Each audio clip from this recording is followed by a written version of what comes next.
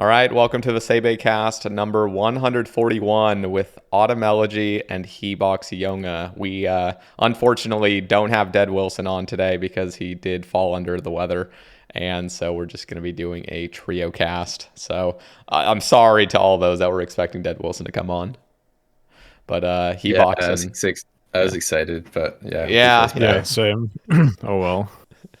Yeah, we'll have to get him on in the future.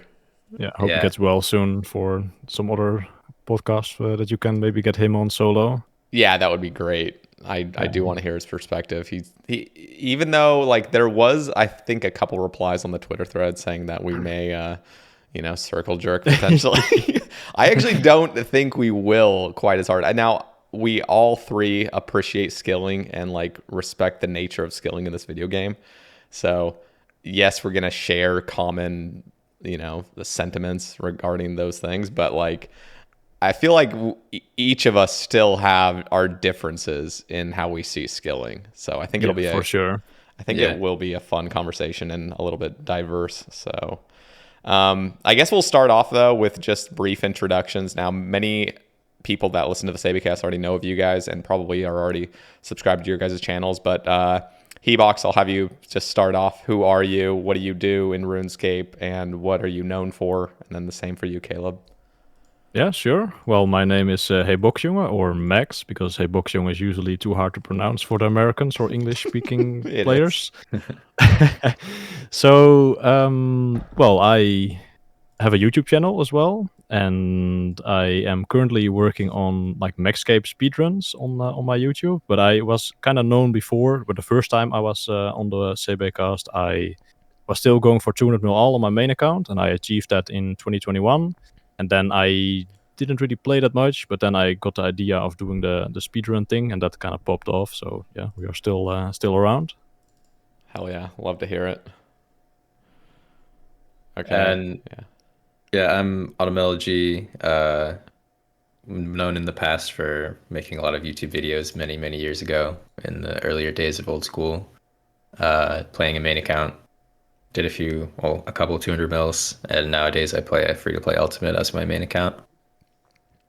Yeah, I was in your stream earlier yesterday, and it's interesting because I do remember when you started Terra Throne, and I thought it was just gonna be like a little side project, but it's kind of cool that it's actually just your main account at this point. Yeah, it has like 50% more EHP than my main at this point. Oh my really? God, really? Yeah. My main only has like 4-point-something K EHP now.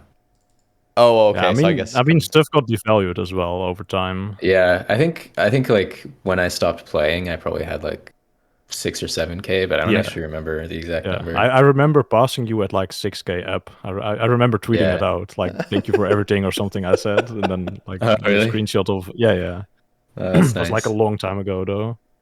Wow. So just literally minus, what, 50% of, or more than that, like, Jesus, crazy. And it like that's with the fact that mining has hardly even been devalued, and that's the skill that I have the most hours in. So it's just other skills. Yeah, mining is the same. Yeah, there seems to be this is, again, I'm not like in this circle a ton, but it seems like rune crafting for a long ass time was seen as like the brick wall from getting 200 mil all or not, and nowadays it's like that's just kind of like a cakewalk at this point, relative obviously before we start claiming it's a cakewalk actually. But for if you're like into 200 mils, RC is currently pretty free. It's still a lot of hours, but it's so easy. Yeah, I mean it's definitely easier than it was, but it's still like kind of interesting looking back on it, because it was really just like a 70 something K an hour skill with like medium attention, like not like a little bit more effort than agility basically, which I feel like by today's standards isn't really that insane, but back then like really nobody had done it. Yeah. So I feel like the caliber of skillers has I don't know what the right word is, like the envelope has been pushed a bit. What's really crazy is watching like a DKO stream and just seeing how crazy the plugins have gotten. And like, I mean, you can literally move every single thing. Now, personally, I don't really have a problem with most of this stuff.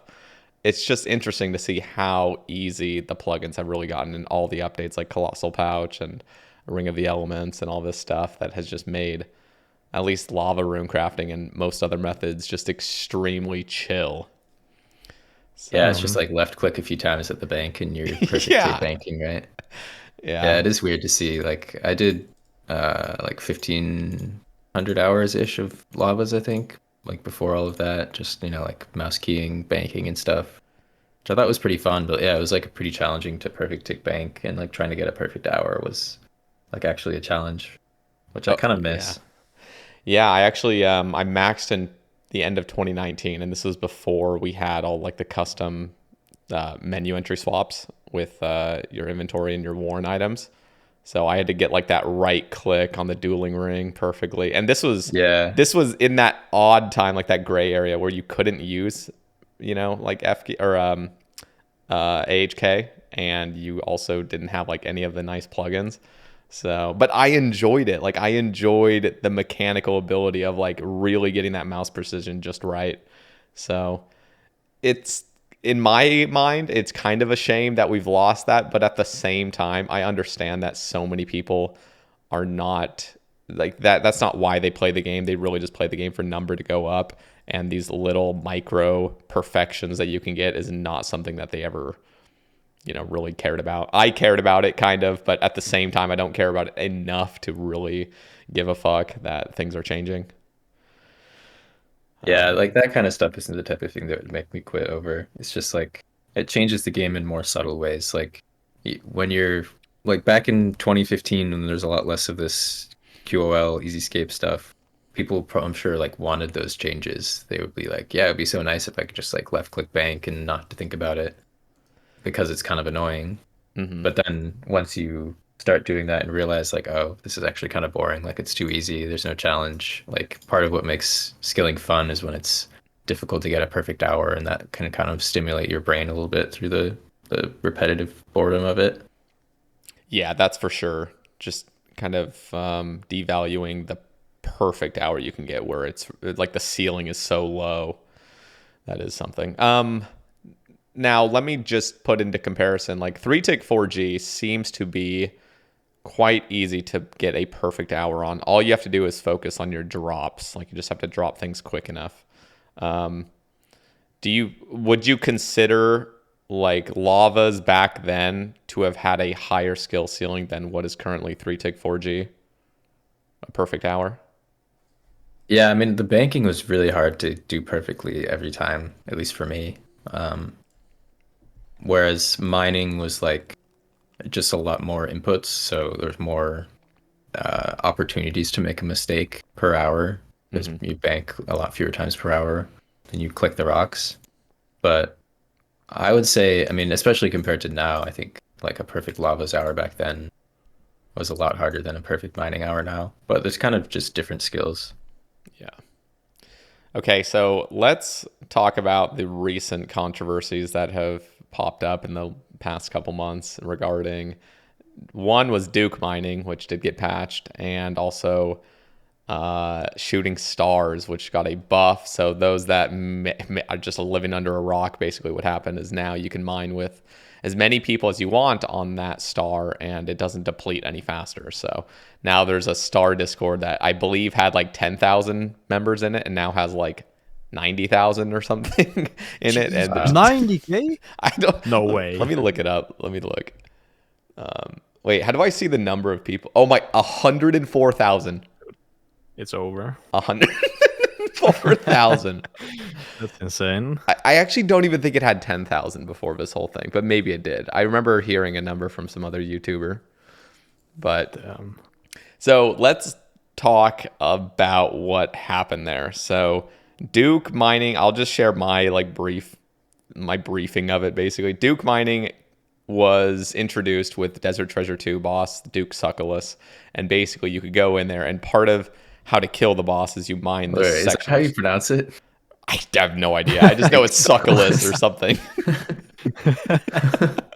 That's why we all just say Duke. Yeah, it's too weird to say the whole thing. But you mine this little patch of salt in between every single kill in order to make this certain potion to kill Duke. but you were able to just sit there continuously, and if you held something on your mouse or on your keyboard, you could mine there for 6 hours straight, gaining just slightly over 10k mining XP per hour. And so people were sitting overnight for 6 hours on the daily, getting 60k free mining XP, and that apparently it was very controversial to be against that, which I was adamantly against it. I didn't even really know about it until several weeks after the fact, but yeah, what are your guys' thoughts? I'll start with you, Max. Well, I'm definitely wasn't in favor of it, but originally I thought it was just like a 25-minute AFK thing that you still had to do inputs when I did the quest. Like I tested it like pretty much the day after. I think someone told me that or asked me, can you test this if you can actually keep mining this until like whatever, for how long? Like it cap at a certain number, like the stack in your inventory. So I tested it and I was like, oh, okay, it works, but it's like 25-minute AFK, so basically new like Nightmare Zone with a 20-minute like auto retaliate thing. But it turned out that the spacebar thing was still in the game, and then it made actually the Duke mining method an issue. It's not really the Duke thing that was mainly the issue, in my opinion. It's mainly the spacebar thing that needs to get fixed. Yeah, which they haven't fixed. Yeah, it's still not fixed. Yeah, it's weird because you know that this is something that Jagex... I don't know for sure, but it seems like Jagex wants this to be a part of the game where you can just AFK for 6 hours, because they're clearly not doing anything about it. But they also can't advocate for it. You know, they can't say like, we want this to be in the game. So they just kind of like keep on the hush hush about it. It's so annoying. Very stupid, yeah. So yeah, I really don't understand. Like, they made this whole big deal about removing 6-hour Nightmare Zone and splashing back in, I think it was 2015. I was looking into this recently. It was September 2015, or maybe 2016. And I think 16. Well, yeah, it was. It was. I think it was when Lynx was doing Slayer.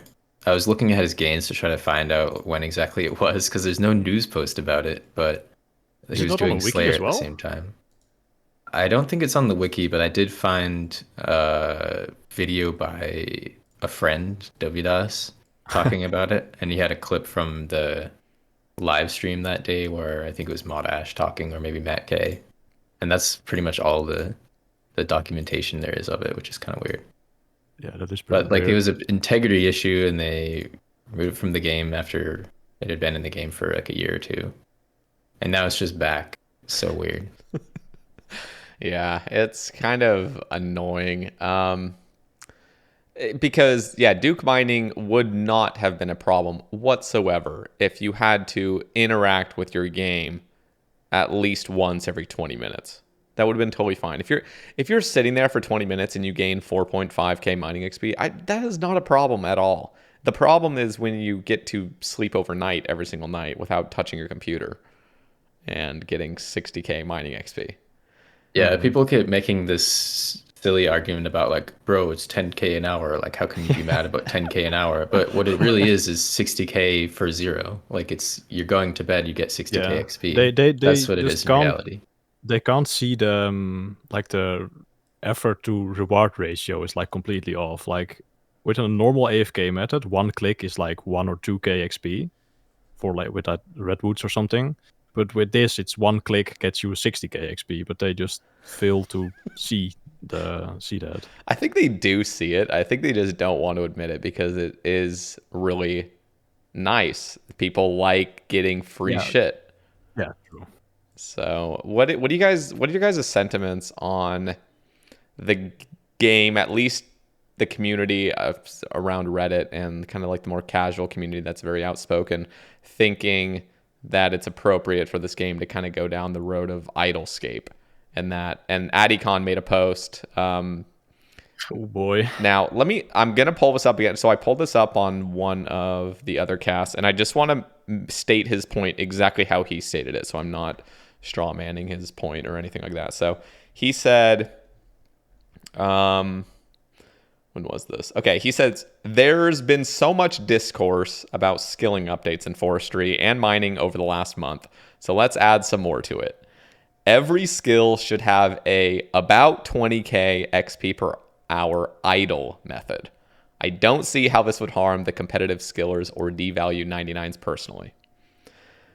And so, like, let me just state, I believe AddyCon has slightly shifted his view on this, because I've heard a couple of his interviews since here, and I've been in a stream, and it sounds like what he is now meaning to say is he is okay with there being AFK methods, which I think everyone is fully okay. It's totally fine to have AFK methods in every skill. There already are.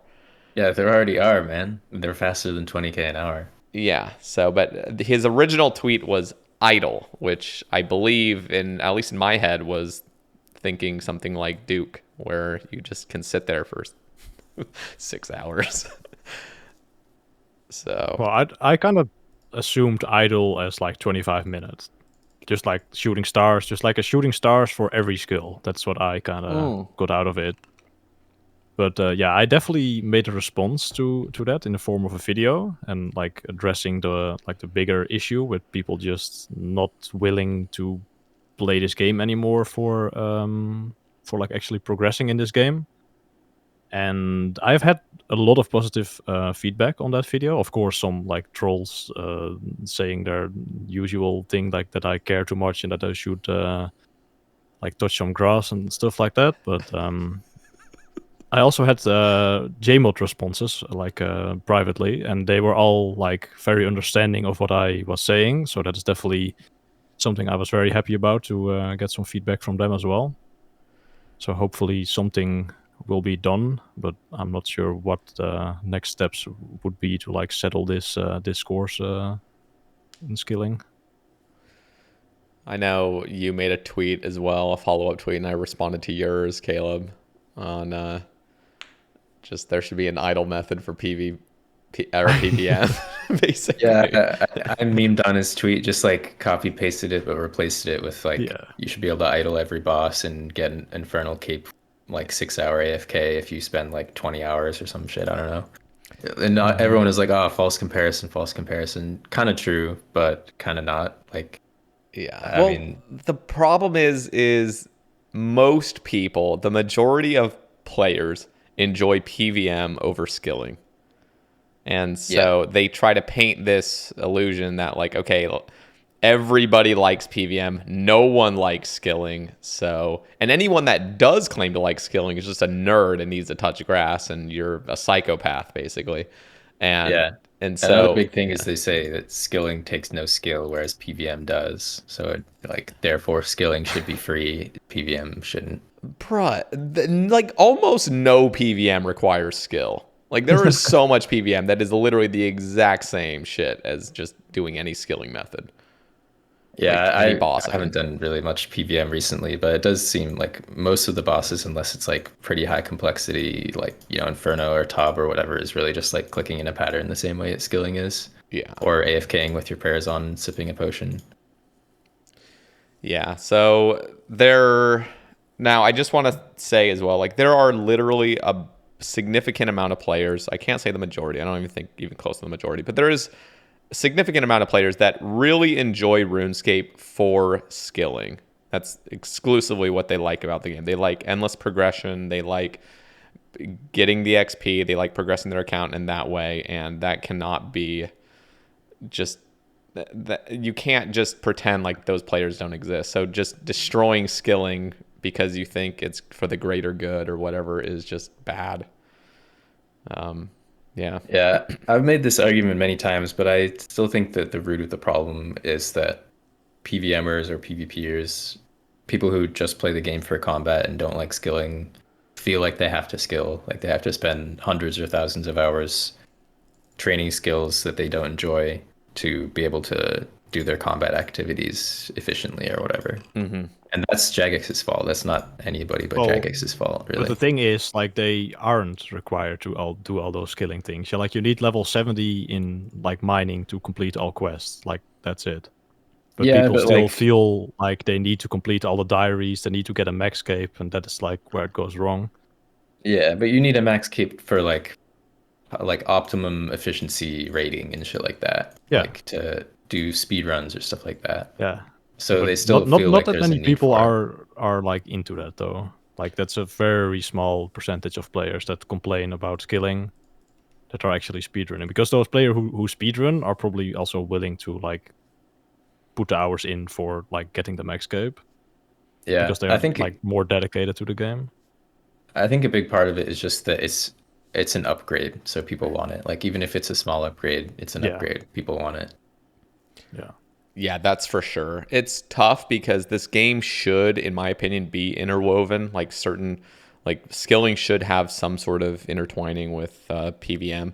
But I think there is a point where, like for example, you are considered a troll if you don't have like at least, I don't know what the level is, but in the 90s mining at TOA, like mining that statue in the middle, which so you're basically considered a leech in the raid with your teammates if you're not like if you don't have a super high mining level. So there's like this expectation with high level PVM that you need to have these certain skills, and a lot of it is usually mining or like thieving, and that is just a problem. I feel like there could be a better solution to that, which is just like maybe it just caps out at like 80 or something, and then at that point onward it doesn't actually have any effect. So you have, yes, like a medium requirement to get to in these like high end raids, but 99 is not helping you any more than like level 80 would. And I personally think that could solve some of the issues. But at the same time, as long as Jagex just understands that, okay, we're going to come out with high requirements that may take 99 to be the most efficient, like you just have to take a stand and just say like we are not going to make skilling easier because we're doing this. This is just part of what the game is. There's going to be higher requirements, and some of them are going to be skilling related. Now, again, going back to my own point, I don't think skilling should even be that like necessary in any sort of PVM encounter. But if it is going to be, Jagex just needs to take a stronger stance against it. So, yeah, it's tough. Yeah, for sure. I mean, yeah, I think part of the issue is that Jagex is so responsive to the community and will bend to their wishes. And like obviously a lot of people want the game to be easier so they can just get to their goal faster. But that kind of undermines the spirit, the integrity, like the purpose of the game. I remember way back in the day, my aspirations were also like fighting bosses and having best in slot gear and stuff. And the idea of just getting like high level prayer and herb lore for like overloads and curses, it was like so expensive and seemed like such a daunting task. I'm sure I would have been happy as like a 13-year-old to have it for free and make it a lot easier. But I wasn't like complaining about it. I was just like, wow, I'm gonna aspire to that. Like it's impressive that people have achieved that. I'm gonna keep grinding and work on it. Yeah, But but the thing now, is, like, like, yeah, we have the option to make things easier because Jagex listens so much to the community, and back right, then yeah, that wasn't exactly. possible.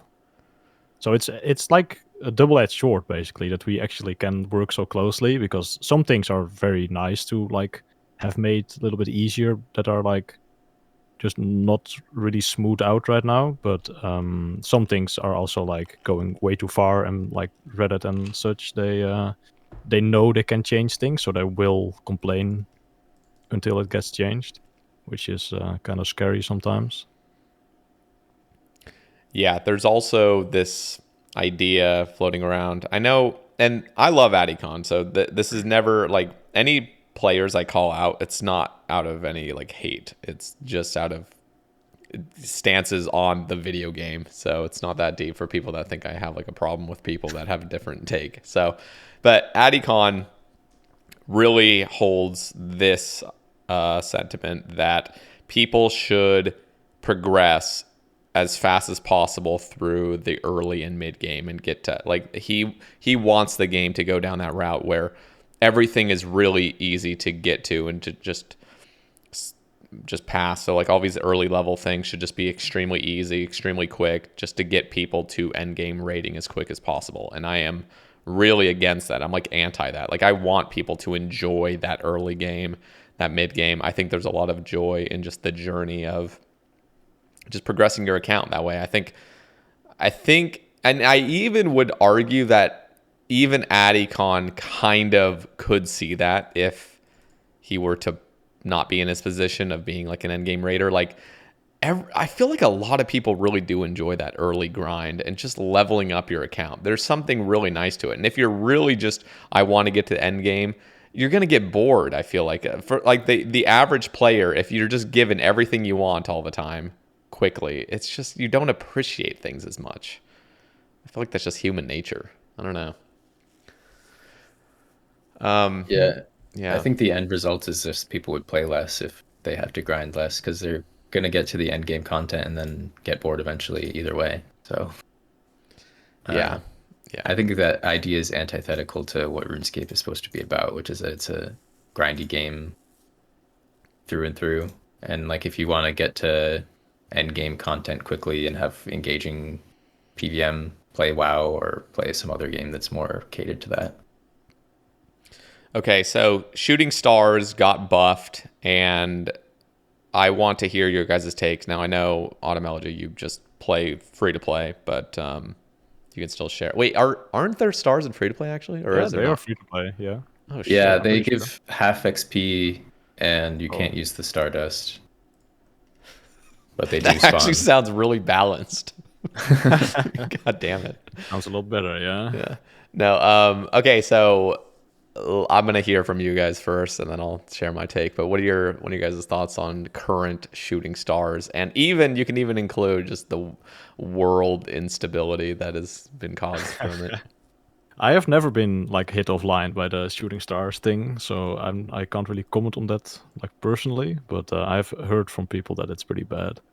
But I put out a tweet yesterday. Of like the Shooting Stars, an idea. It was already like mentioned by Tedious on Twitter before, but I must have missed that. But like my suggestion was that that we make Shooting Stars give like a non-stackable, or maybe they can even be stackable, like coin pouches, but that you have to like process certain like star chunks, as I call them, to like process those into star dust, and that you have to like actually click another few times or maybe even once. So the AFK time is only like 3 minutes, because it's like at 28 star chunks you just stop mining, Mm-hmm. and then you have to like do that, and then you can mine again, and it still would be a very good, like the XP per hour would be still the same, but like the AFK time would be more in line with like redwoods and like barb fishing and stuff like that. But people seem to have an issue with that as well, because I'm currently still on the front lines of Twitter. It's because people are now used to what they have, Yeah. and if you're gonna take the Yeah, but the, it's the like cake a away, fucking. They just don't want to see, or like they don't want to admit that it's like completely broken, because they like benefit from it, and it's just like completely not balanced at the moment. Like the ratio is so off between like effort and like reward with the stars. And I'm not even talking about the Stardust. This is just a mining XP, like that you can buy gems from with the Stardust and get like the same amount of crafting XP pretty much in on like an Ironman. yeah. It's stupid, bro. Okay, what is your take on this, Caleb? Yeah, I think it was the whole star mining change. I feel like was just Jagex being weak, basically. Like they nerfed the Duke thing. They didn't even do a proper nerf of all 6-hour methods, and then Reddit angry, and so they tried to appease the Reddit mob with 25-minute AFK stars, which I don't know. I just think it's cringe. Like I feel like Jagex just needs to get a backbone and like stop listening to the community so much on certain things. Like people are always going to complain about grinding being hard, but that's part of the game. So I think that they need to stop letting that get to their head so much. I don't think people will quit over star mining being nerfed or Duke mining being nerfed or anything like that. If anything, they probably will play more in the long term, which is good for them. Yeah, so my original statement was basically it's fine. And the only reason I thought it was fine currently, it is, well, first of all, it was also under the assumption that other methods would be looked at and kind of rebalanced, because I actually do think it would be appropriate for certain methods, like, for example, Motherlode Mine. And I think, Max, you addressed this as well in your video, was like the idea of just these mini games and these other pieces of content getting progressively updated as you continue to grind it. So Motherlode Mine could have some advancements with your golden nuggets, where you could purchase something that gives you 10% more pay dirt per mine or something like that. And so eventually you would have Motherlode Mine maybe sitting at around, I don't know, 70k XP per hour. And so with that in mind, I actually thought star mining was fine, because I see it as around 25k XP per hour. Now, now that I see it a little bit more clearly after it's been about a month, I actually do think that star mining could get a slight XP nerf. I'm just talking maybe like 10 to 20%, something where it's actually at that 20k line instead of anything above that. Now, this is all just kind of like, I'm not going to lose sleep over it, but I was totally okay with them changing how the mechanics of shooting stars, like I was okay with them changing all those mechanics of letting it so you can mine with other people and it's not a detriment, because I actually think that's always a good thing, to actually be encouraged to skill with other players. I think that's totally appropriate, and I think that's good. But the XP per hour with how little you have to do and with how accessible the Discord is, because this was, I mean, I also thought initially that them changing shooting stars was not gonna just make the star mining Discord pop the fuck off and make it so it's literally with just a glance of your eye you can see every single star that's in the game. I thought it was still going to require a little bit of, using your telescope and stuff, but I don't know. I could see really appropriately giving a slight nerf to stars. I actually wouldn't be against your proposal either, or I know Tedious also suggested it, but like that would be fine as well. But I just think other methods need to be looked at, and other methods need to be more rewarding as well, because in a perfect world for me, I would love mining and other gathering skills to actually be good GP per hour, which we just really don't see at all. So if Motherlode Mine were to give more, and if Blast Mine gave more GP per hour, like Blast Mine right now caps out at like a mil GP per hour and 80k mining XP per hour. And that's like tick perfect. It's a pretty chill method, but you're constantly engaged. Like you have to be staring at your screen for an hour straight. And if that method was more like 1.5 mil GP per hour and like 90k mining XP per hour, like that alone would separate the difference between star mining AFK and these more, just paying attention methods. So I don't know. I think star mining's fine, but other methods need to be addressed ASAP. Well, but do you think that like star mining with a 25-minute AFK timer is okay? Because I think like star the XP is pretty alright, but they just need to make it so that it's in line with other like AFK skilling methods. Like, imagine if Redwoods was just like infinite AFK pretty much. Like you got 60k woodcutting XP per hour for 25 minutes, and you don't have to drop logs or whatever. Like that would be stupid. But that would be more like if star mining was, I don't know, 45k XP per hour. Because like the different, like I understand what you're saying, but wood cutting caps out at what, 220k XP per hour? Yes, but for like normal people, mining is like 35k an hour, like at Motherlode Mine. That's true, stars. But also normal wood cutting for most people is only like 100k per hour. So yeah, I guess. Like first of all, I will say, like, in my perfect world, yes, I would just kind of completely rebalance how star mining works. But I also understand that it is very, very low XP per hour. Like, if somebody really wants to gain 100k mining XP per hour, clicking a total of, I don't know, 30 times total within 4 hours, I'm just like, you know what? Go for it. Like you could literally have spent 50 minutes just doing some like 4-tick 3G and gotten the same amount of XP. And I really don't think the amount of gems you get is that big of a deal. But again, this would also just assume that other mining methods in the future just get updated. And I even want there to be some sort of potential profit from these higher level granite mining methods. I don't think that would be a problem either. I think it's actually bad to have the sweatiest methods lose you money or, not profit at all. I just think that's actually silly, and I think that could be looked at. I don't know what you think about that.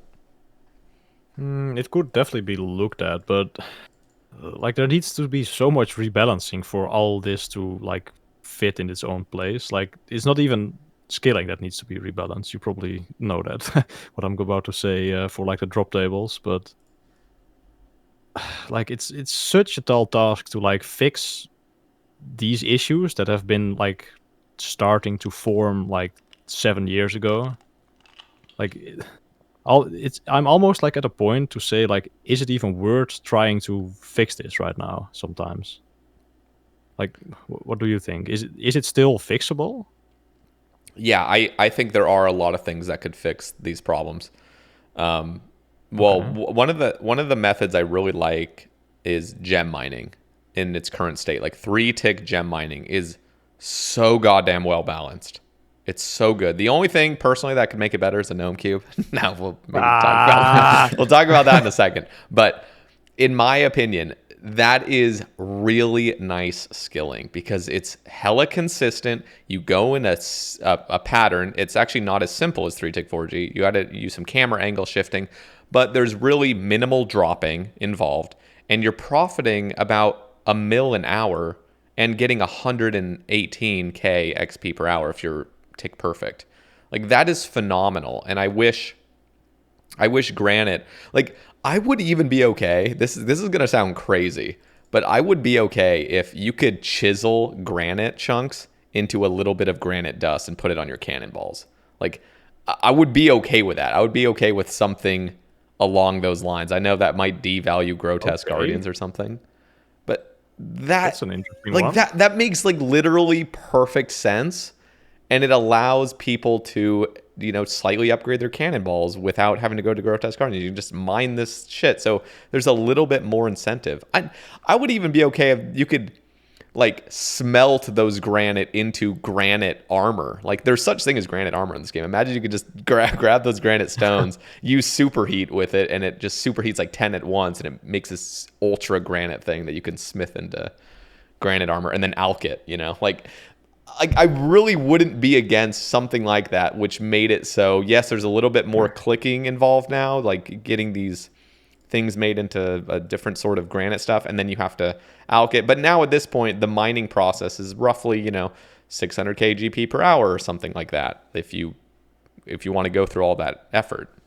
Yeah, I wouldn't be against that. No, that sounds, especially cannonballs. If they are like untradeable, that would be a pretty cool thing. Actually, I don't mind that. Yeah, that I think that actually would be pretty cool. I think granite dust, that is untradeable, right? You can't actually trade that. Yeah. Yeah, Everything is untradeable. That would be perfect. Like that could solve so many issues. I don't know if you guys have seen my videos, but also like that gold horseshoe in Brimhaven and other gold mining spots. There's actually one northwest of Prif up on that mountain, and like there's these little sections that get absolutely no use whatsoever because they're not optimized for banking. But if you were to adjust gold rates and make it so they're along the lines of like iron, or maybe just slightly worse, maybe it's like granite or something, you could actually have a very nice chill method where you're getting a valuable resource for Ironman or any other account, and have a banker, have a bank deposit box just right there, or have some guy like Files where you have to pay a little bit of GP to get it noted, and just have this little system that's giving you 110k mining XP per hour, and you're also banking gold. Same thing could be done with coal. Same thing. I think silver should get the same treatment as iron. Personally, I don't know how you would feel about that, Caleb, because I know you actually use silver in some of your training methods. What would you think if they made silver work the same as iron, like success rate and respawn rates? I think the success rate of silver is good, but I think the respawn rate is not well balanced because it's actually the same as gold, I think, which is 1 minute, which doesn't really make sense because it's a lower tier ore. I actually tweeted Ash about this a while ago about changing the respawn of silver to 30 seconds, which would basically just mean like you could use fewer worlds to world hop for silver mining and free to play, and there wouldn't be as much competition. But I think the success rate of silver is pretty reasonable. It's like high 70% at 99, or if you double roll, then it's almost 100%. It's like 95.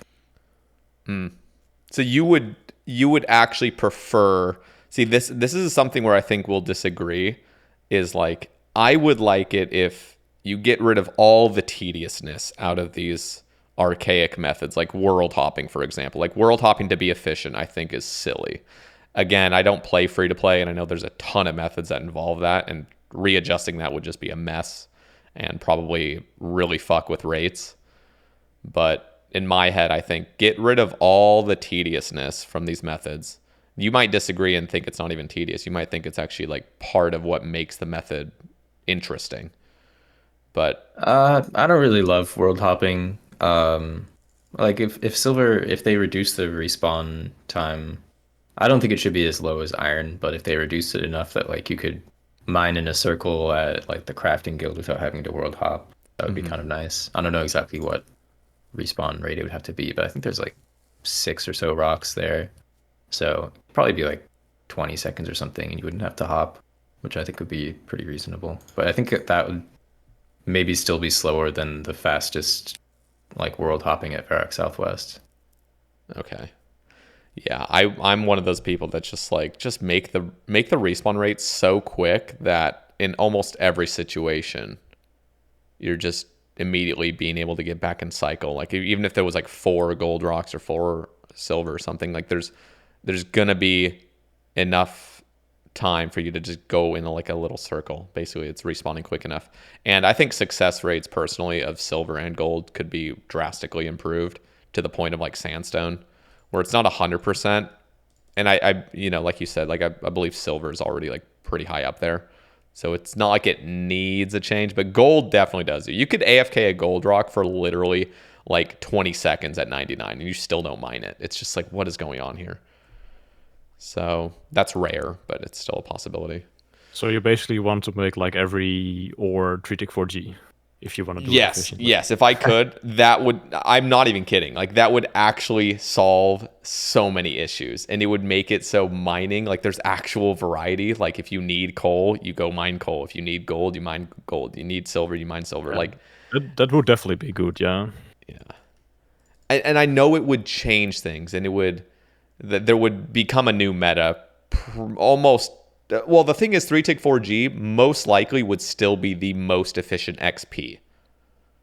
Yeah, it definitely can't go like over the rates of granite though for XP. If you want to like make that. I'm not sure what the XP drops are for all the other ores. I don't think I have mined like a silver ore in forever, but gold would be quite close to granite, and you would profit. So. What's an XP drop for gold then? 65. So yeah, that is pretty much the same as granite. If it's like same success rate. Yeah, so you would actually probably actually get more XP mining gold, which is why, maybe there could be something sort of, negating that, or I don't know, maybe even well the thing is gold would not have as high of a success rate as granite. I think optimally it would be at the point of like gold being slightly under the success rate of granite, so that granite still remains the top, even though it's, I think on average, slightly less XP. Or it would be slightly more per hour, but like the actual rocks themselves are slightly less, but the success rate's higher. I would even be okay with granite just getting a slightly higher success rate as well. I don't think that would be a problem. Like, so if everything were to move up just very slightly, so 3-tick-4G without a celestial ring ended up being like 140k, optimally, just because you're slightly tweaking the success rates to make other methods fall in a better line. I'm not even sure if you can like get those rates with 100% success rate, but could be wrong. No, you definitely can. Currently, what? It's 132. Is like the tick perfect without the ring. Yeah, 132. But I'm not sure what the fail rate is with the double roll. I believe the fail rate is like, even at 99, I think it's like 6% or something, or even 7%. So I think it does go. Well, maybe it does. Then, I think it does just go right above 140k XP per hour.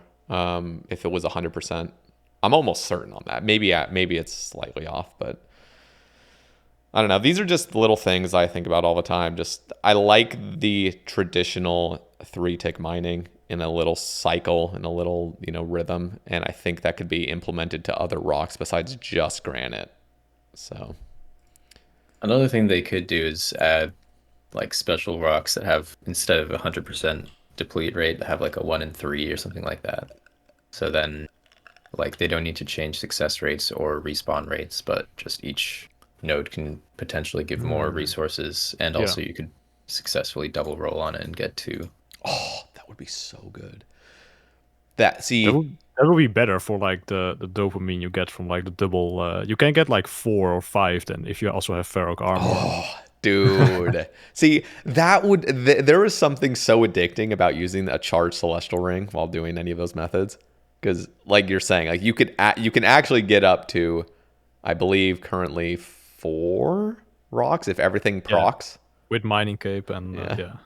Like that, it never happens, but like the fact that it is a possibility is so good. And if they were to make it so, like, expert mining gloves are those gloves that make it so rocks don't deplete. And if expert mining gloves worked on granite and worked on gems, by the way, I fucking wish it would work on gems. Like getting, but that would be kind of OP though. I would rather have it like be more viable at like the rocks that you actually like keep, like the gold ores, the silver ores. I would rather have it work on that like more effectively, or like already have like 1 or 2 like in the rock before it depletes, rather than just like pushing granite to like fucking 150, 160. The thing is, though, if it works on granite currently as is, it makes the method more difficult because there's just more dropping involved. So it's like a direct, like, Yeah, but it's like not that much dropping if you have an infernal pickaxe and like That's using true. Windows mouse keys. It's very manageable still. That's But of true, course but it gets harder. But my God, it would be so cool seeing yeah, just that would be fun. just like getting those like crazy XP drops occasionally just feel great. Yeah. I want to bring this up as well. Let me know what you guys think about this. This would be members only, but imagine a pickaxe. Personally, I think the dragon pickaxe spec is just really boring and stupid. It just raises your mining level slightly, and I think that's just the worst special attack to ever have. What if the special attack was, I don't know if you guys have used the Executioner's Axe or the not the Executioner, Soul Reaper Axe. I have not. It has a different spec orb. So this thing charges up. So it's a completely separate. When you have it equipped, your special attack orb changes to a 1 through 5. So it can charge up to 5. And then you click it, and then it releases this super powerful attack. So I was thinking what would be cool is if skilling tools in general kind of started using this new system where it's not actually the special attack, but it's a different one when you have it equipped. And it allows you to charge up. The more you mine, it would get a higher charge up to a certain cap. Maybe it's just 5, maybe 10 potentially. And then you unleash it, and the next rock you mine, you get like a, I don't know, triple, success rate on it potentially, and maybe like even potentially triple the resources. Potentially, not guaranteed, but like you're going to get extra rolls basically on it. I just think that would actually make mining, like the actual flow of it, feel so good, because the more you do it, the more specials you get, and then you get those massive XP drops here and there. I just think that would feel like a special attack in my personal opinion. And I think we could go down that route. Yeah, we definitely could go down that route, and I think it's not a bad idea, but like it gets a little bit into like Fortnite or that territory. That when like it on its own, it's probably like a decent idea and it could be implemented, but once you like have that in game, people want like more of that stuff, and then That's true. you have like things on top of each other, and then like we have some sounds like RS3-ish a little bit, but I think the idea isn't necessarily bad, but you have to be careful with implementing those things because they could stack pretty quickly with other ideas that like get put in. That is Yeah, true. that's my first thought, is that it feels kind of RS3. Yeah, no, I mean, it definitely wouldn't work in free to play either. And I think part of it is just giving you a little bit more control in your skilling. Like there's something really nice about that predictable resource extraction. And when you have a special that builds up and then you unleash it, and knowing that this next rock is going to be explosive, I feel like there's going to be a lot of dopamine from that. That's going to feel good. Yeah, it definitely will feel good, but I think you still have to be cautious with implementing changes like that, because For sure. it will stack with other things that will come like next year or 2 years after that, and then things get out of hand, and then you have RS3 XP rates at some point. But I think we are definitely going there slowly to like those increases. We have definitely like kept away certain things recently, like the skilling prayers or the prayer book in general. The Forestry Ts got scrapped. Like if those things all were like in the game, oh, that'd be so like bad. That's the start of like what RS3 went down. And also taming was a proposed skill. It of course didn't get chosen to be refined, but they also pitched ideas. At least I'm not sure if it made the final pitch, but like when they pitched it in like the Discord to I was in the feedback Discord for the new skills. They also pitched ideas that you can have like a bear or something that helps you get more fish, or like helps you eat the fish, that you don't have to drop as much.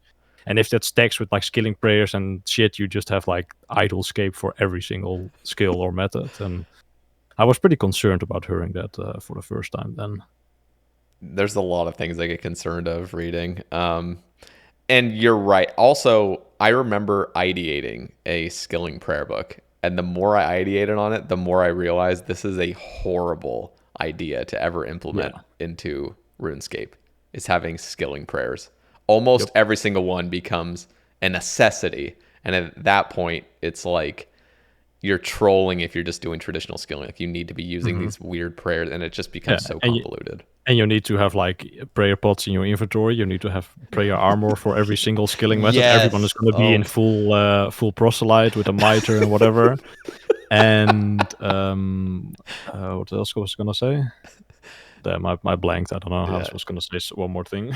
No, you're right, though. It just becomes so convoluted and such a chore. I mean, that's what shamanism was going to do to combat. Everything was going to have these like weird upgrades, untradeable charms and shit. Like, but like the thing was with shamanism, it was very popular amongst like a certain group, but they only wanted the buffs. They didn't care about the fucking skill. They wanted like all the little buffs from the items, and they always like, yeah, shamaning is the best. I was like, dude, you hate skilling. What, man? Like, yeah, it was definitely a process, and I was very, very relieved that sailing was the one that got chosen. Yeah, that was for the best. What do you think sailing will be free to play on Elegy? I think that they said on one of the Q&As that they don't expect it will be. Yeah, it will be. But I'm not going to put too much stock in that because, things can change. I'm fairly sure it's going to be members only. They'll probably have like a sailing quest come out for free to play that like shows you, oh, look how cool you know. Yeah, they will probably do something like that. Yeah, I can see that happen. But like the skill itself will be members. For sure. Okay. Yeah, because like it's very hard to like cap off where you can sail. Like suddenly your ship is just like being sunk because this is members like sea now. So they didn't want to like go down that route of like figuring out how to like box in like free to play sailing. Yeah, I'm just wondering, like, are they gonna change existing content in the game to have sailing make sense? Because like Dragon Slayer has a big sailing component to it. Yeah, I think they will adjust future quests. I think they stated that in the latest like blog or video or whatever they put out at the end. They will like adjust all the, and those quests will also give sailing XP, I'm pretty sure. Like in those quests that you have to sail, like Bone Voyage and Dragon Slayer, and what's the other one? The pirate one, the Rumdeal and such, or Cabin Fever. They will give like XP lamps for sailing, and that you can use at a certain level. Yeah, but like for Dragon Slayer, they'll have to, since it's free to play, they'll have to consider that. Like, I also wonder, like, will Murphy in Draenor be like the sailing cape seller, that kind of thing? Because he's kind of like the first. Oh yeah. sailor NPC that the player comes across. Yeah. Yeah, we'll see. Okay, one of my concerns with the player base and skilling is the obsession and almost like the just like the necessity almost for these players to get mini games for all skills, because now people have seen like traditional skilling sucks and the only thing that's fun nowadays is doing mini games for skills. So my fear is that we are going down that route because the people in this like the high level skillers are mostly against. I wouldn't consider you two really in that, but there are some that really don't want any changes whatsoever to skilling. But if you hold very strong to that position, then we inevitably see them never touching those and instead offering mini games that not only are really overpowered but also give amazing rewards. And then we go down the road of mini gamescape rather than just responsibly and honestly having discussions around current skilling and making adjustments that would help better the health of traditional methods. I don't know if you guys have any thoughts on that. Yeah.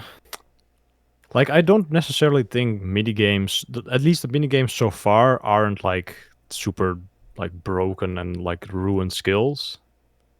But yeah, it's definitely you don't want to have a mini game for every single skill. That's for sure. But I think like items that come from mini games that can be used like in the skill outside of the mini game are pretty good. Like the Colossal Pouch for RC was actually a pretty good addition. Even though it's kind of strong and it made the XP rates kind of OP, but it's whatever at this point. Runecraft was already like a skill that was not really taken seriously anymore because of runners in like the HLC. Yeah. Like the HP was just like gone anyway, so that didn't really matter. But yeah, it's I don't know. It's hard to say. Like the minigames, some of the minigames are fun, but like we also can do other things to other skilling methods. But yeah, it's JGX needs to be like more confident in like making good skilling content to like steer away from the minigamescape, but that is not happened yet. Are there any? Yeah, go for it. I think like designing minigames such that they have some reward that might like make your normal skilling a little bit better in some way is probably the better approach than trying to make them a primary training method, which kind of is the case with some of them. Like Wintertod is by far the most popular fire making method, and now Guardians of the Rift is like pretty overpowered for Runecraft on Ironman. I don't know about Temperos. It seems like it's more just for the rewards. Temperos is probably the most balanced out of any skilling minigame. It's like flawless.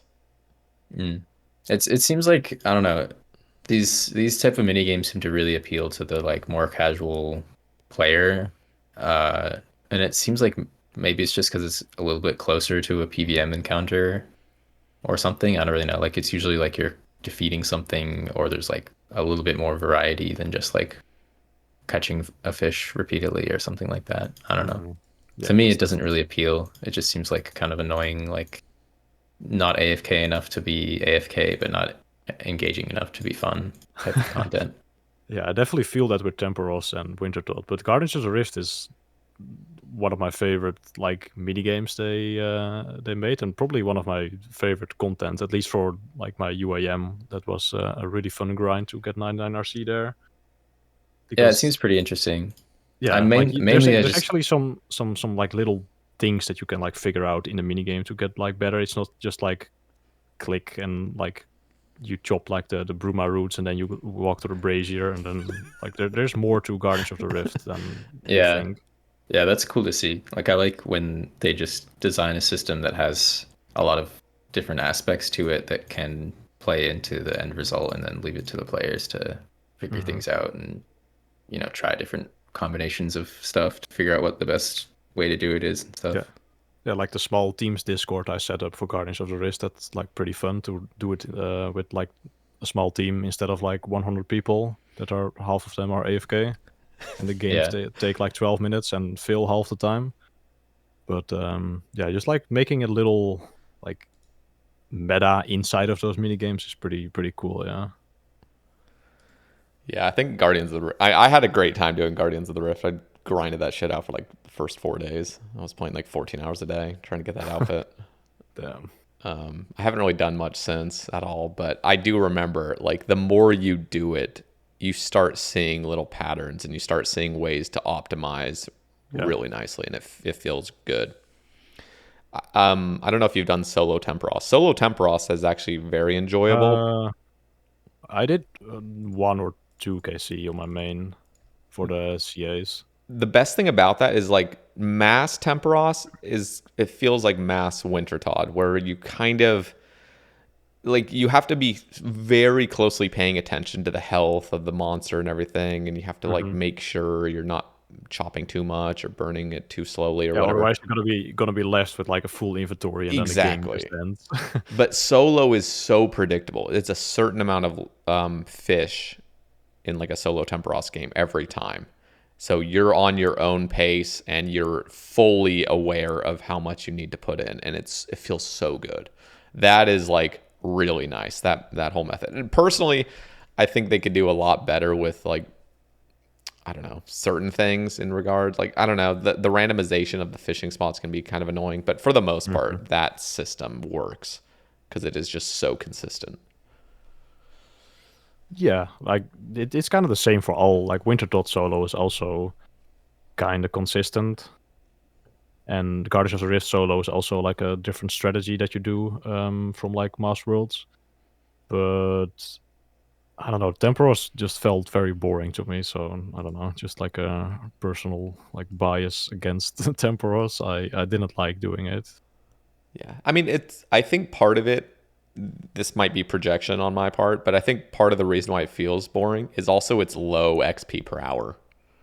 Like it's not. Isn't it like 100k at 99?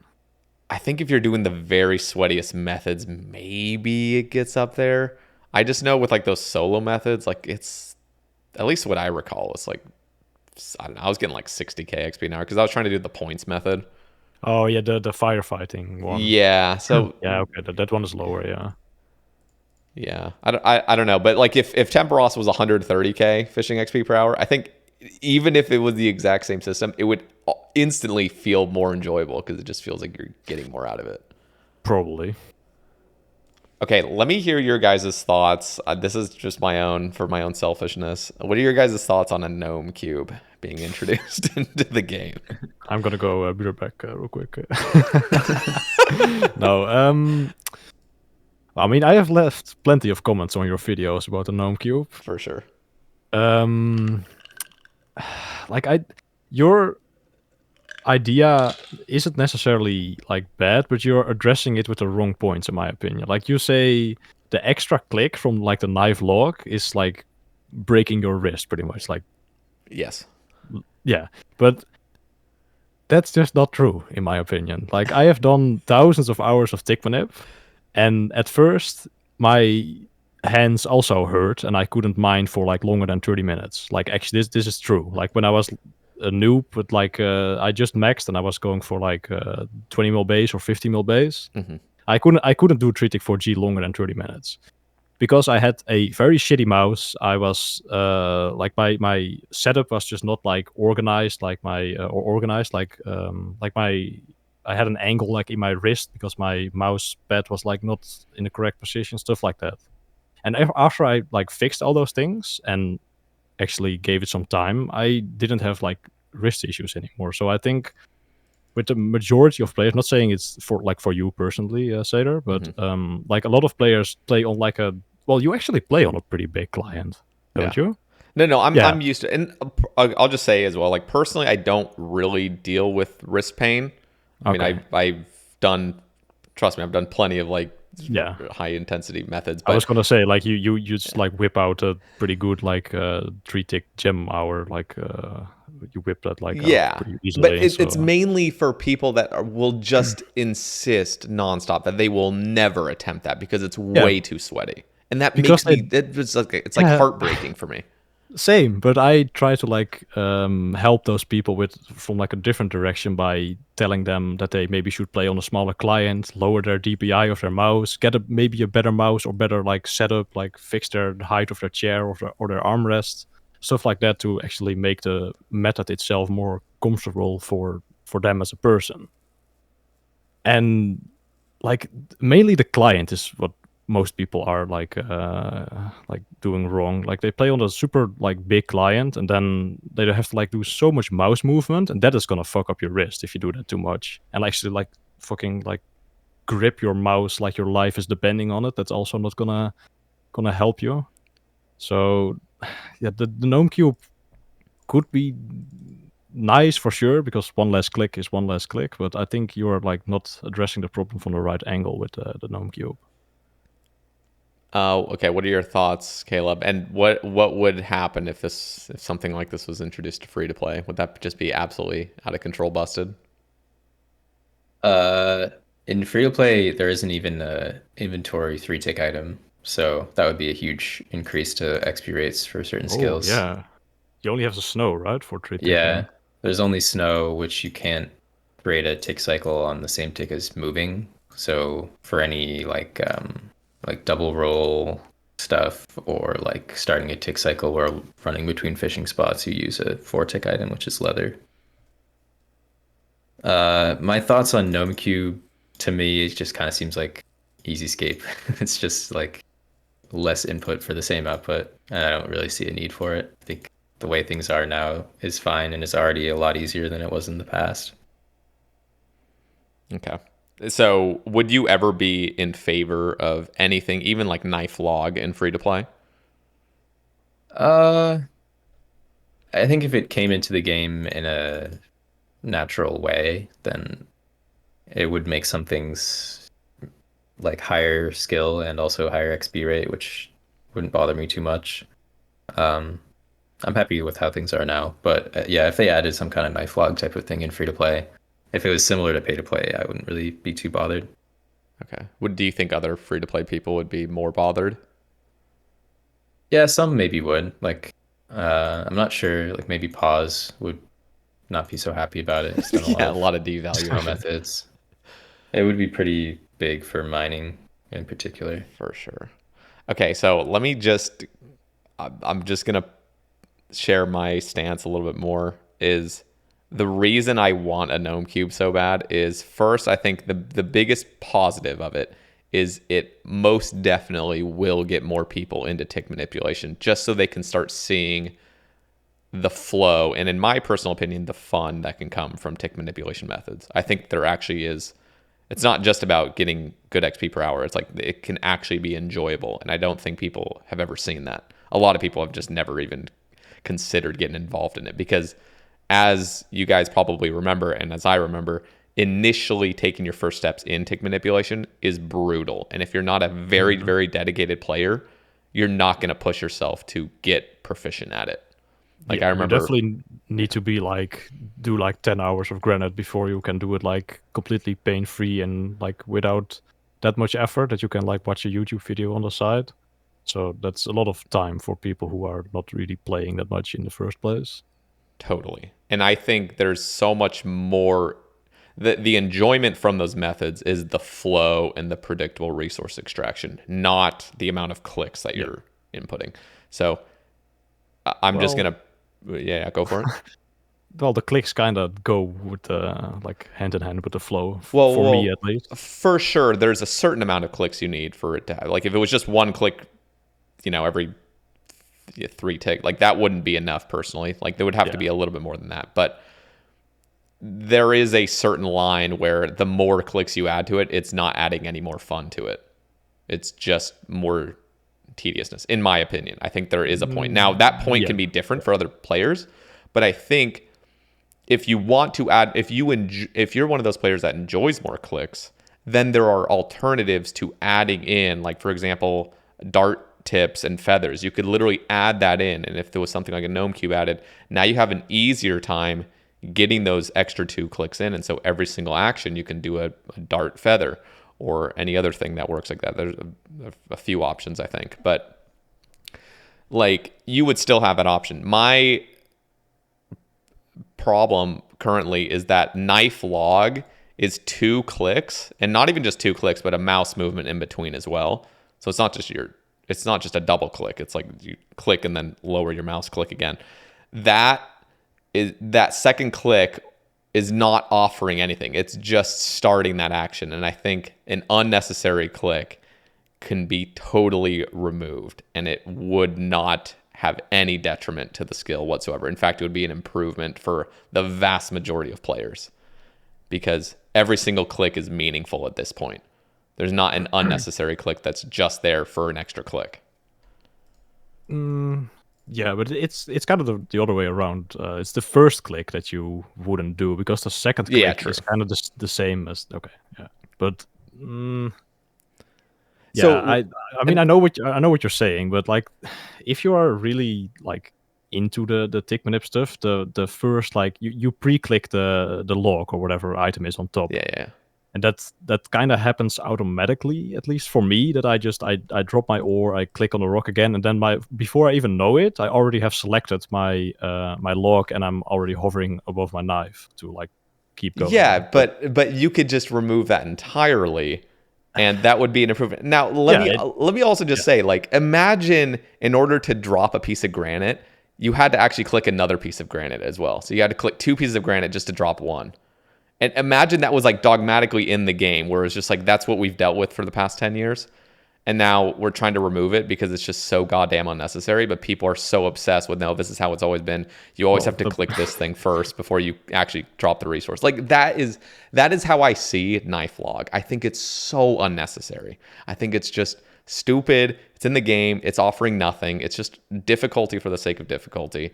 And yes, people have gotten used to knife logging, but we can see that there's nothing actually being added here for enjoyment. I mean, you could say the same about, like, back in the day, we had to right click and then drop. That's kind of what you say with the 2 granite pieces. But for sure, and that was a good change to make shift drop, in my opinion. Yeah, or left click that it now is.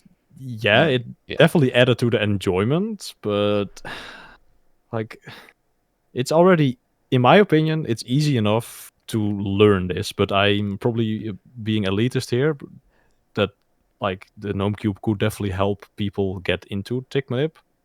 But I still think that many players who are just like never gonna tick manip, they are just not gonna do it. They when they log in on RuneScape, they just want to like chill and not like click more than once a minute. So I mean, that there is plenty of players that will do that, but there's also a fair amount of players, just based on my videos of just showing off those Salaster Spark methods. There's been plenty of players that have literally commented saying, hey, I had no intention of ever doing tick manipulation, and now that you've offered these really just kind of like beginner methods into getting into tick manipulation, now I'm starting to see the enjoyment from this. But the step from Salaster Spark to knife log is so extreme. It's quite big, yes. And I maybe think it could be it could be like a nice bridge in between. But the thing is, like, if Gnome Cube is added, like, knife log is just dead. Like, you would never use it again. Thank God. Unless you, man, unless you like want. I would probably still use knife log because I enjoy it, but. The thing is like there's still the options to have those extra clicks. Dart feather. Yeah, I know. I don't know, and we will just probably never agree on this, and that's fair. But fine. You can, and I can see the view of like this is how it's been. I understand, but I am fully on my side of this is offering nothing other than like the purism for purism, and just don't devalue stuff just for the sake of it. And I don't know. I think if we were to go down this road of introducing a Gnome Cube, first of all, it would get players. Not everybody. A lot of people don't even want to play the game in the first place. They're just playing RuneScape just to find any AFK method possible. So yeah, there's no reaching out to them. But the people that do want to get involved and do have shittier setups and probably don't have as good of hand-eye coordination as some of the higher level players, like, this could be a really good thing. And I think it would also just allow, the other thing is, like, this is kind of a means to an end in my eyes. I think personally, I have an idea. okay, Certainly. go for What it. if the Gnome Cube was like a one-time like item that you could get, but it had like 10,000 charges that you could Ooh, learn it, and ooh. then you could make the step to knife log eventually. But you could keep getting more gnome cubes, right? I'm That's not sure. that you know I'm what not actually sure. it would actually be cool if there was a shop or something like a skilling shop where you could get these things. So it actually is like a gold sync, so you get the chillness, but you have to pay Yeah, a certain yeah. amount. I would like that more because totally. otherwise there would be no downside to using the Gnome Cube or using like knife log over the Gnome Cube. You I'd just be wouldn't okay do with that. that. I would be okay with that. I mean, that's what we have All with right. purple sweets. It's just extortionate Yeah, prices. yeah. Sweets are a bit too expensive. Yeah, Yeah, if they were the to Gnome add Cube had something, charges, that would be cool. Yeah, go ahead, I Caleb. think they could just add another stackable food item that's more abundant if people really wanted something like this. Make it Yeah. still cost Oh, that would be not an insignificant so amount. cool. But yeah, I mean, I think the Gnome Cube is really contrived as an idea, and it's kind of weird to add an item into the game that's purely for like what is basically a accepted bug abuse method. That is a good argument that I've heard. That's probably the best argument. But I mean, when we see the Celastro Spark introduction, that was just kind of added, and it's a 4-tick, 1-click cycle. But so I think if they were to just introduce something like a Celastro Spark that's 3-tick, because I've talked about Gnome Cube so goddamn much, people would just see it as, oh my god, you're just fucking listening to Sae Bae. You're just making the Sae Bae escape. First of all, it wasn't even my original idea. I need to point that out. I did not come up with the Gnome Cube. Somebody else did. Who was it? Who was it then? It was two people Name and that shame. it was two people that came out with the mastery skill idea. Oh yeah. I remember it now. And I it was think I one saw of their one of reward your first ideas, and I video. became obsessed with Yeah. it when I saw it because I thought it would just. Yeah. I So remember your video. now, if they ever come out with, even if it was fully organic, they just come out with a new bark or something, people would be so livid because I've talked about it so much, which is a problem, and that's my own problem for causing that. But like, I still don't think it's. I don't know. I think that's silly to have that. I have another idea. Go for it. What if the raw karamwanji, like the small fishes that stack, what if they were edible and treated? Oh, that is fucking genius. Okay, but here's the problem. Okay, what's the problem? The problem is that even purple sweets right now, they can't start the action. They can only continue it. Oh, yeah, true. Yeah, Well, that's fine. Balance. That's balanced, I would say. That's the only downside from it then. Yeah, but You would bring knife log for the first one, and then just like keep eating, but no, like that would be an improvement for sure. But it isn't perfect. But yeah, in my perfect world, it would just be like you have this, and it could even be something similar to Karambwanji or whatever, but something that actually isn't a food, but it is a stackable thing that maybe costs, I don't know, 20 GP each, 50 GP each, and you just stack as many as you can, and it acts exactly what a Gnome Cube would act as, but there is a cost associated to it. Yeah, there needs to be some sort of like a small downside. Yeah. I'd actually be okay with that. Do you think they actually like knew what they were doing with the Celestis bark? Like, did they actually make that 4-tick on purpose, or did they just like made that item and say like, oh, this is 4-tick, and then like later people started using it for hunter? Like it was probably a mistake. I mean, it was probably just something unintended. Yeah, that's what I guess, but I never really know.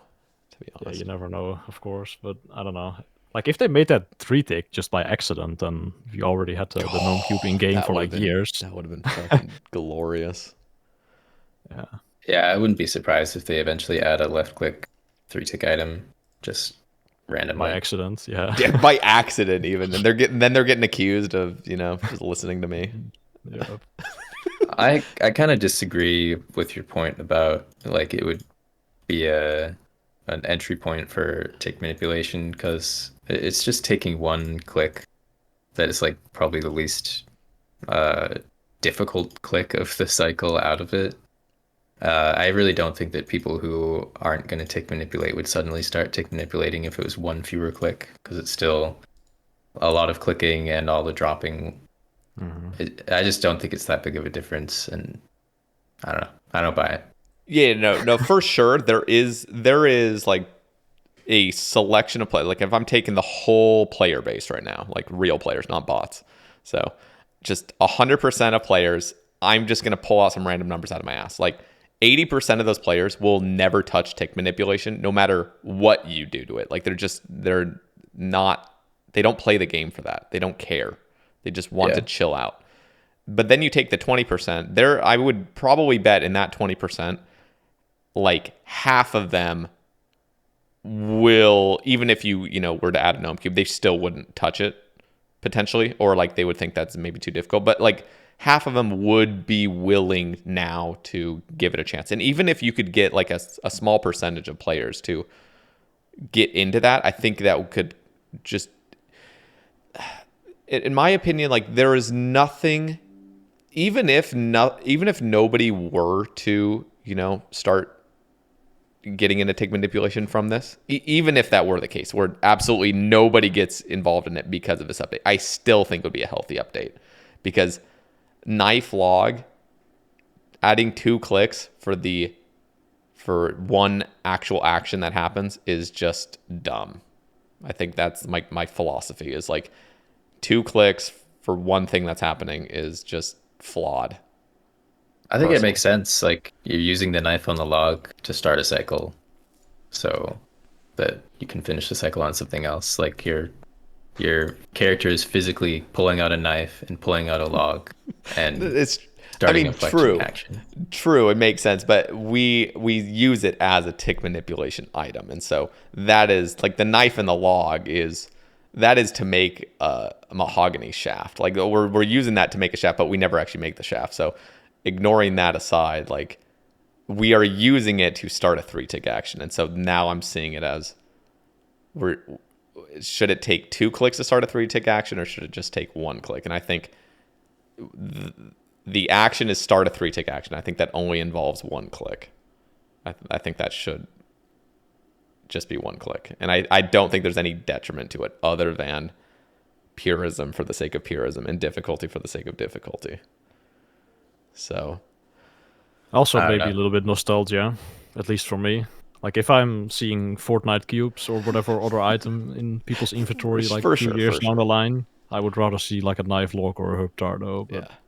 No, it's fair. And I understand the points of like keep old school and keep, what we've enjoyed. But I think there's more detriments to keeping the status quo as is than to improve it. I think improving it will be a better thing for the health of the game, and it'll allow players to enjoy tick manipulation. And because like personally, I love tick manipulation, and I would want to do tick manipulation more if there was a gnome cube added, because it's just less restraint and equally as fun and enjoyable and as much flow as was there already. It's just slightly less on the wrist, which I think is a positive. I don't know. I mean, it's changing. It's like one of the core idea of it is one of the things that I've been generally opposed to, which is changing existing content that people already enjoy to theoretically make it more approachable for people who don't enjoy it as it is. And I just don't really like that. I'd rather things just stay how they are for the players that enjoyed them originally, because ultimately that would change the methods to be different from what the most dedicated players that have done it a lot are familiar with. Yeah, I mean, that's fair to have that point, but you understand like it's okay to like for example, shift dropping. I mean, what would you say that was a net positive in the game? I No. mean, that really. So really, you think shift drop was a bad thing for this game? Yeah, I think AHK is more fun, or mouse keys. Okay, And well, yeah, I miss that. but what about with those being gone, or those not being like? Would you have preferred it to be like like right click, move your mouse down, drop every time?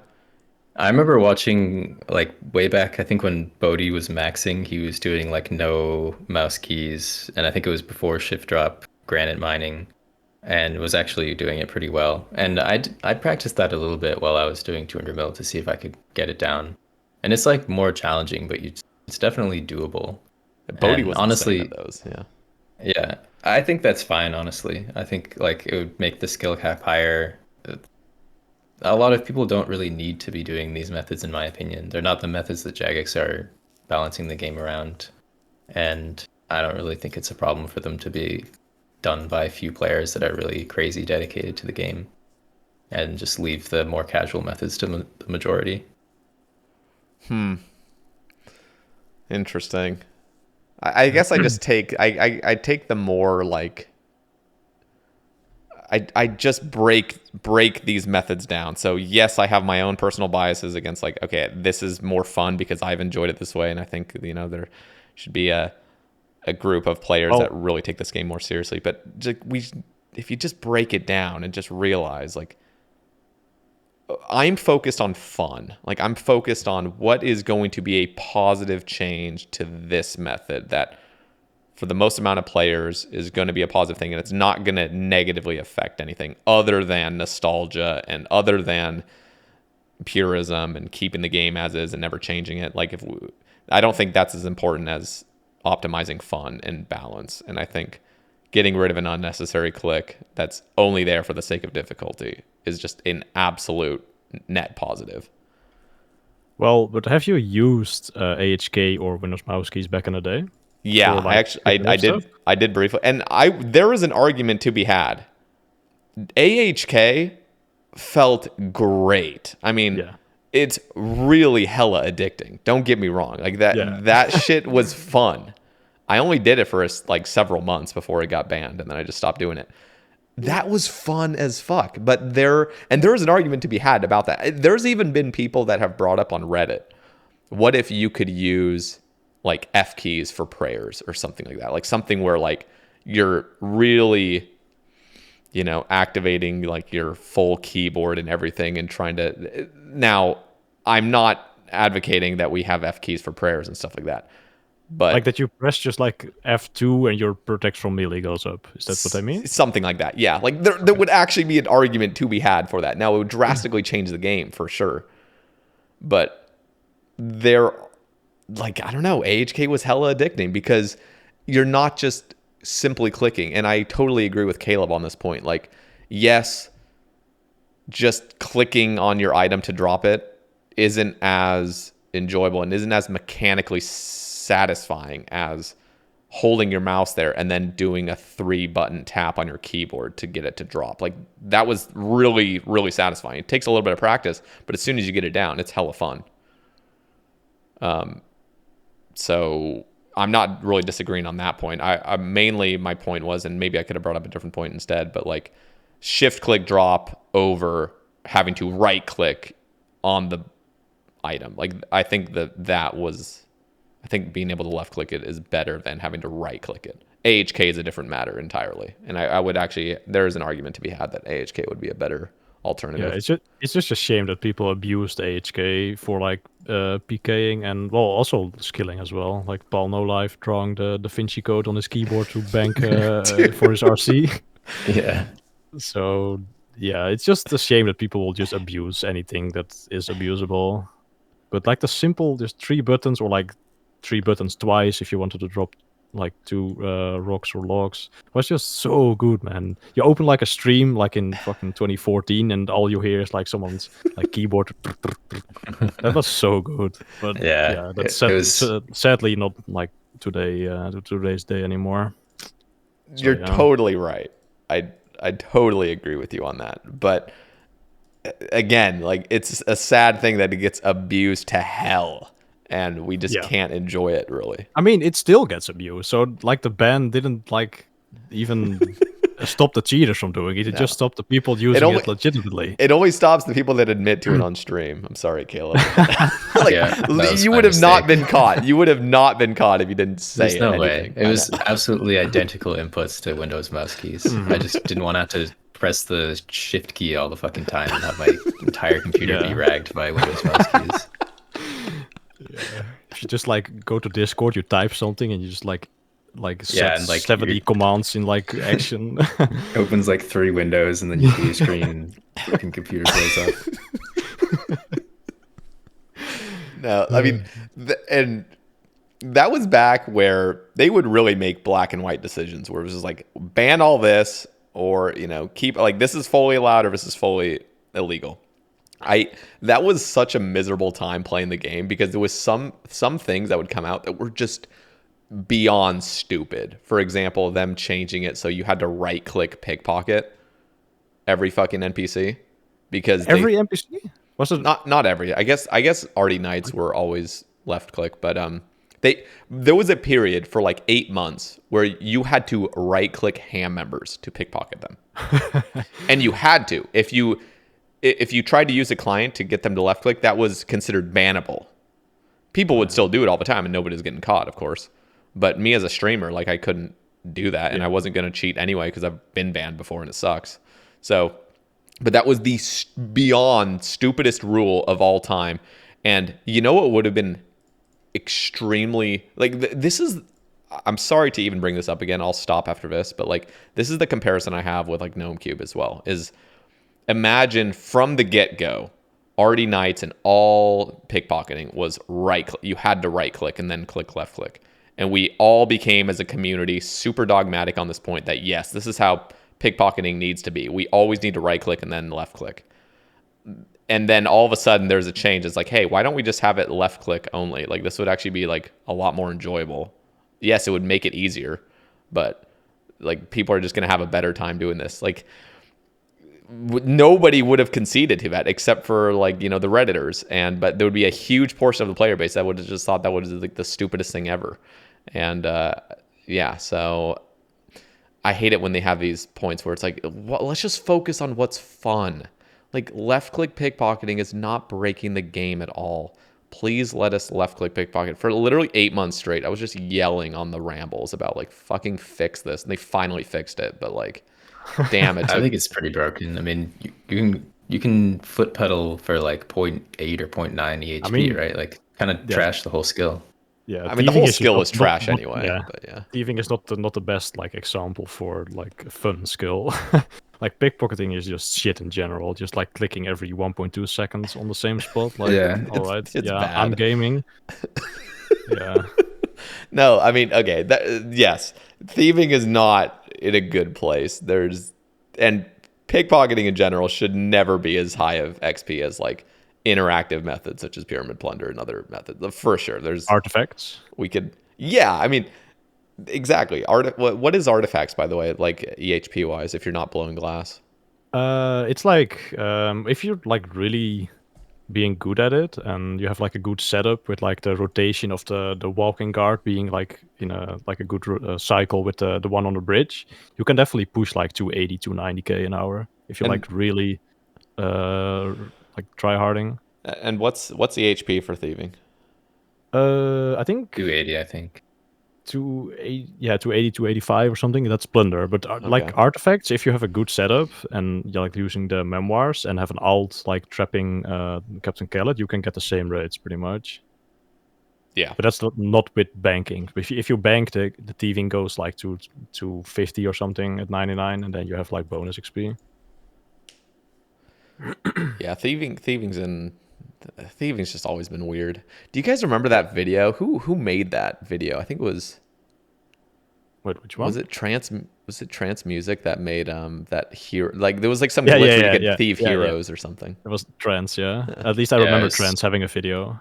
It was like over 300k XP an hour, and they banned some people for that because they bugged the RD cape or whatever on the release of diaries. The diary award was like broken or something in like RD things stacked on top of each other or something with the hard and the medium or whatever. Holy shit! And then people got banned for that for bug abuse. Yeah, myself included. Even though I did it for like 1 hour, made a video showing it, they banned me.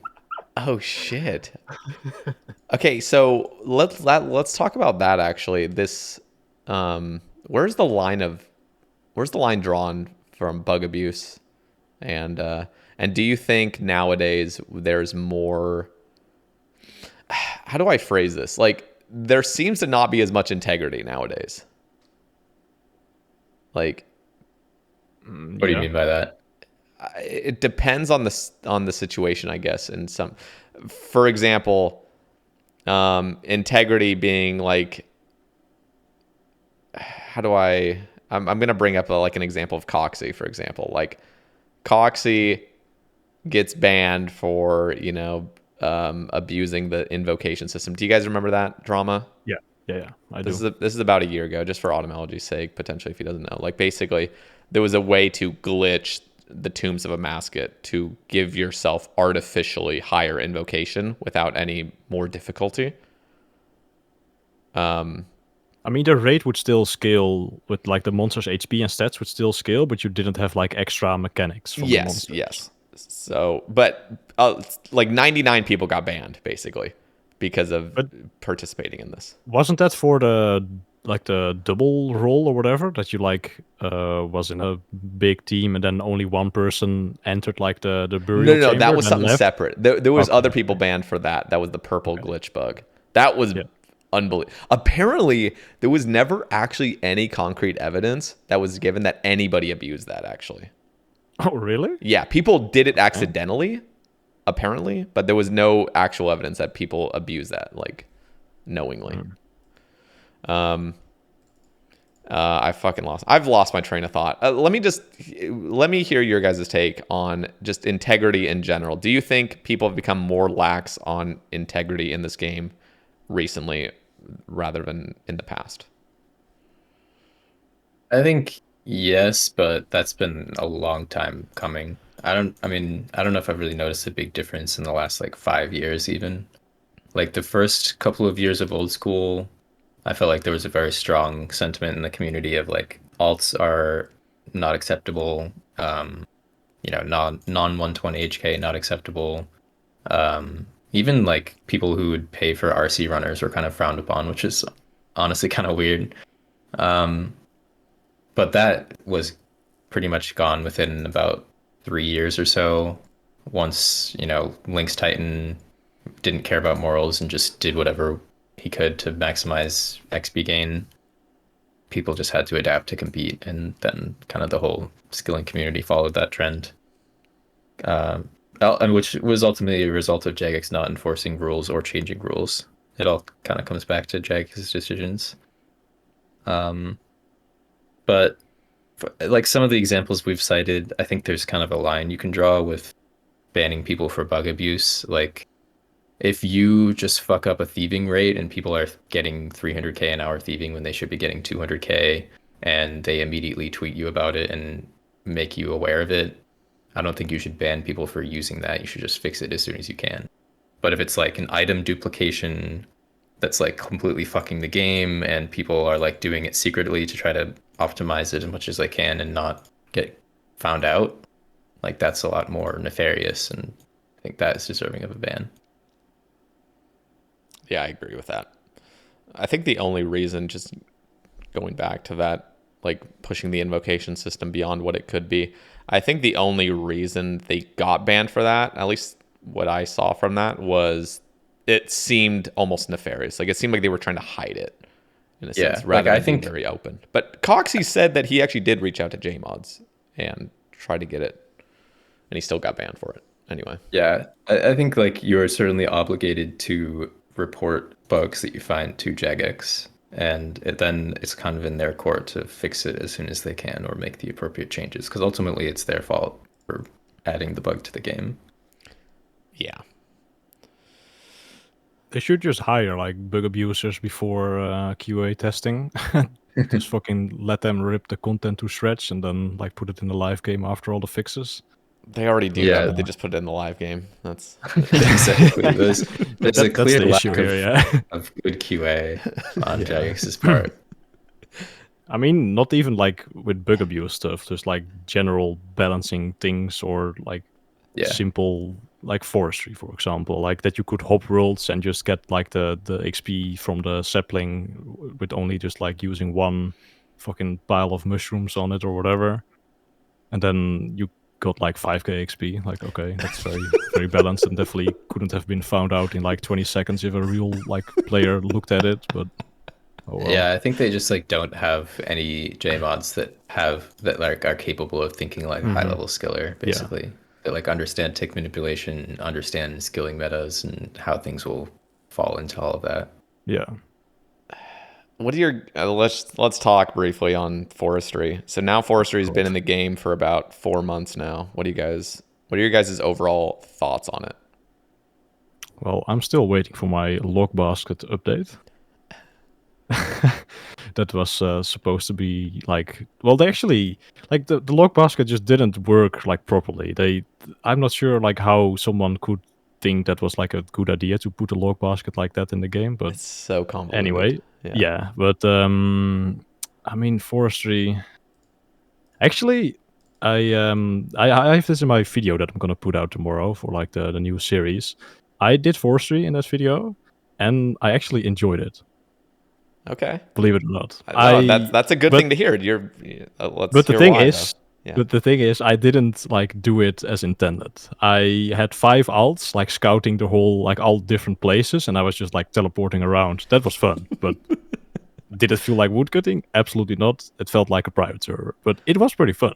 Yeah. Because it's just different and it's interactive. Yeah, And it takes yeah. brain power too. Yeah, and I needed like 4 or 5 alts to like set it up and like look all over the place where the next event was, and yeah, it was Okay. pretty enjoyable. But It's probably great yeah, XP per hour too, huh? it wasn't that good. I was only like 70 woodcutting still, but I Okay. only needed the bark for this one.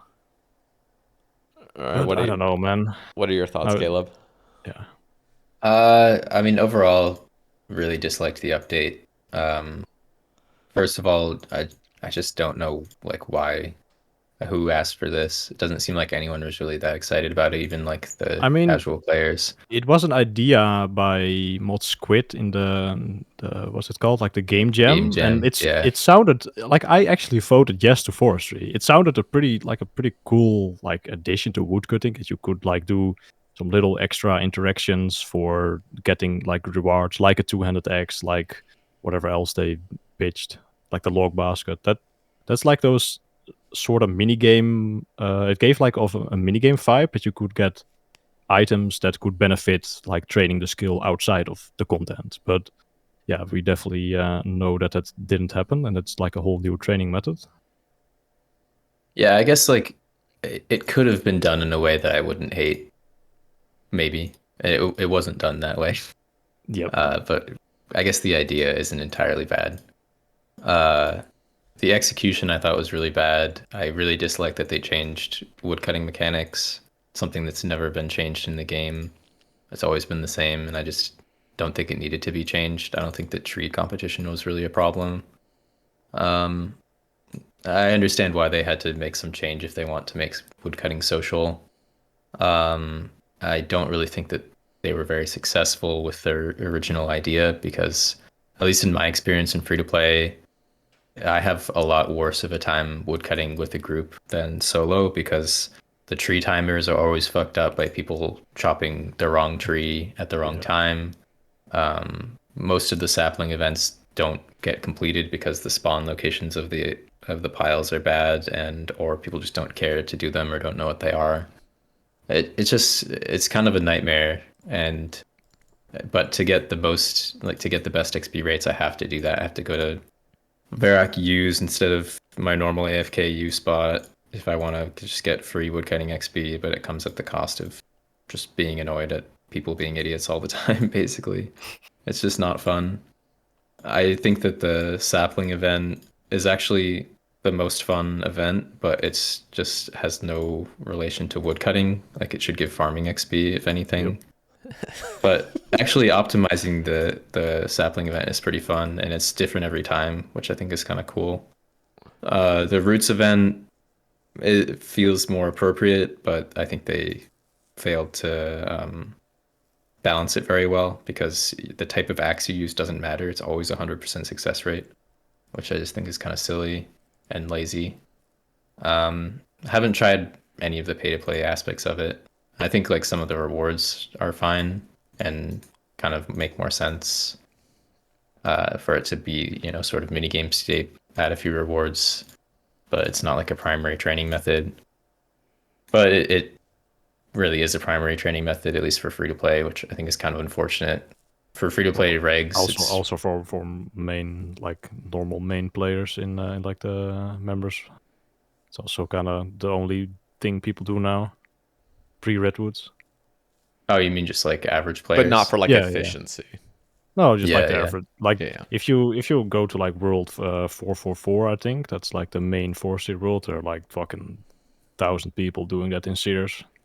Mhm. Yeah, it's interesting. We all have like our different views on it. Like my personal take is I actually liked how they rebalanced trees. I thought that was the good change that they added to Forestry. I just don't like that all trees now is like a mini game. It's like you're just waiting for some random shit to spawn that gives you a shit ton of XP. If they wanted to add like these events, first of all, this is again my opinion on it. Everyone has a different one. Some people really enjoy Forestry. I think the best way to have gone about it is, yes, maybe you can have 1 or 2 events spawn randomly, maybe like, or maybe just have one event that was like an evil tree, so people get that nostalgia that they've been so fixated on for the past 10 years. I actually said that to Goblin. I had a call with Goblin and Goblin. What am I saying? Squid and and Sarni, and I brought that up with the evil spirit, and Sarni was like, "Yeah, that could be pretty fun," and Squid was like, I don't know. He only wanted like the events that actually help the player. So and he was also like very against the farming idea for the sapling that I brought up to him, which was not ideal. That he was like against like his like it was his project, so he only wanted his own views in the thing. Yeah. See, in my perfect world, it would have been Forestry is added. First of all, in a very perfect world of mine, you would have rebalanced tree XP as well. I think, and this is just my own take on a lot of different gathering skills, I think we can look at certain trees and just give them an appropriate balancing. I think teaks, for example, are like really OP. Like they're just, the success rate's extremely high. The respawn rate's really nice. And then every other tree looks like dog shit in comparison, basically. And so you could go into those other trees and just be like, okay, we can improve the XP rate here. Just put in the number, like plug in the numbers that are going to make this more balanced. That would like take success rate or everything. XP per log? Yeah, like XP per hour, success rate. I mean, the success rate directly correlates to XP per hour, but and like for example, magic trees. If you're just AFKing a magic tree, it's like 25k XP an hour. Like you could improve that. You could. I don't know what the number would be, but you could sit down for literally an hour with a group of players and just be like, what's appropriate? Okay, let's do that. That was never addressed. So we still have the same problems where like certain trees just completely outclass other trees, like drastically. Like the thing is with Forest, like Squid kind of adjusted all the trees, but the thing is he made like the events more common at like magic trees. Pretty much like the magic, if you only chop magic trees, your XP per hour is going to be pretty similar to like when you're doing use with all the events.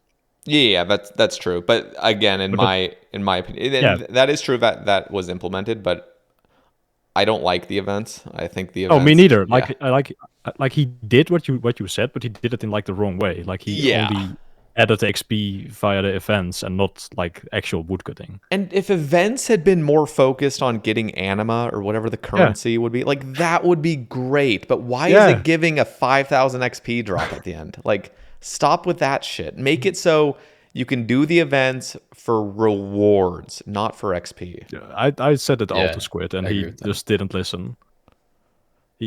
He wasn't having it. He just said like, no, we're just gonna keep it like this. We're gonna nerf the numbers slightly and like no. Again, yeah, and I am with probably both of you in saying like there is nostalgia to be kept in this game. Like it's really a shame now that you go and chop trees and you have these fucking Fortnite spawns happening all the goddamn time. Yeah. Like what is this? And then you're trolling if you don't do them now. That's what feels so bad.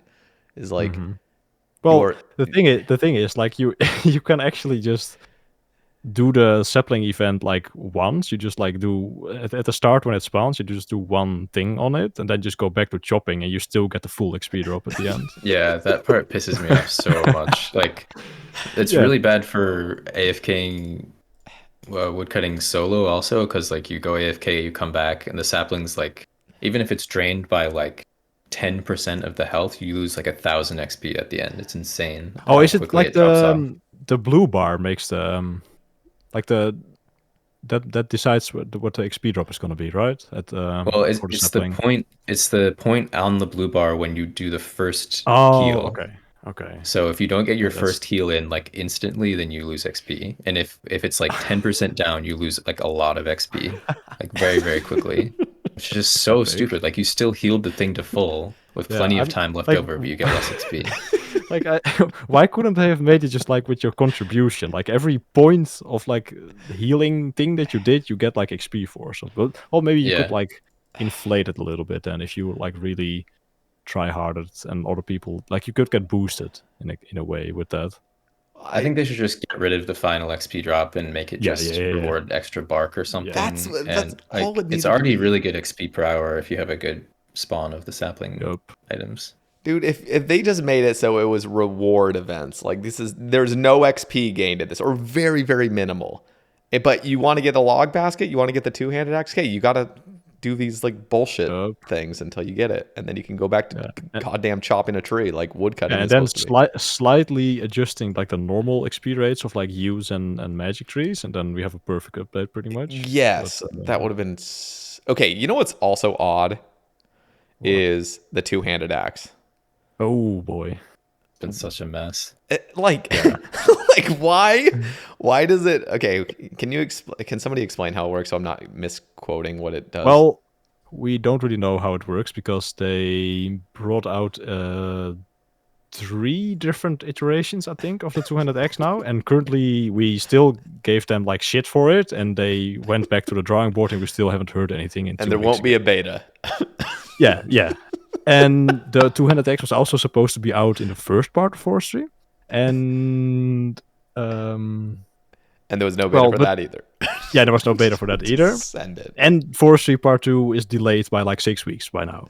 But the 200X would work as follows: that you, what the recent iteration was that you have the rations use as a charge, I think, for the 200X. So you would still get like XP bonus for very little downside for at least main accounts, and for irons it would be very annoying to get all the rations for it. One of the problems is, I believe what they're trying to do with the two-handed axe is make it so you chop, like you get more XP, but you get less logs. Which isn't that literally what the infernal axe was meant to do? Like, well, that gives fire making XP and no like boosted woodcutting, but yes. but like, why couldn't the axe have been? There's a downside, which is you're getting more logs, but you're getting more XP too. So there's more dropping. Yeah, but like a bigger axe would also just like mean more effective chopping, right? Like if you took like a huge axe and swung it at a tree, it would be like you would chop the tree down quicker, so you get more logs for it, right? Yeah. But suddenly they're like, There's no, less everything, logs now. Yeah, everything needs to be like easier and less, like more XP, less clicks. It's so dumb because like literally just recently, what is the item I'm thinking of? Like shit, something they came out with some sort of skilling thing. For some reason it's spacing me right now, but For what skill? I think it was fishing, but now I'm like losing it. Blessing? Rada Blessing? Yes, Rada's blessing. Well, okay, that's actually not the best. No, it's sorry. The Celestial Ring is what I'm actually thinking of right now. I think that's the thing I'm thinking, where you're getting more XP directly, but you're also getting an extra resource. Like, why couldn't that have been the same thing as that giant axe? Like, why couldn't they have just made it so you are getting the extra resource and the extra XP? Because for some reason, you're getting minus resources for extra XP. It's like, it doesn't compute. It's just like, what is going on here? It's so strange to me.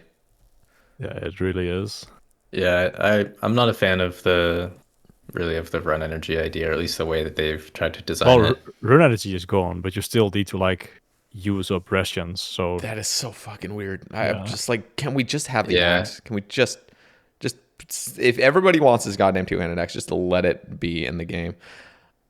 Yeah, I mean, we already have two-handed swords and compare that to a normal sword, it's 7 tick versus 4 tick. So I think they should just make it so that it's a slower chopping speed, but you can have a chance at more logs. That would basically make woodcutting more AFKable. So I think it shouldn't be as good XP per hour, but should give more logs per hour or something. I think that's what would make the most sense, like just purely based on the game mechanics we already have. It wouldn't really be the best balancing because woodcutting is shit profit and a little bit more logs wouldn't really be worth. But I think they should try to think more along the lines of like what makes sense, what would make this feel like it fits in the old school game.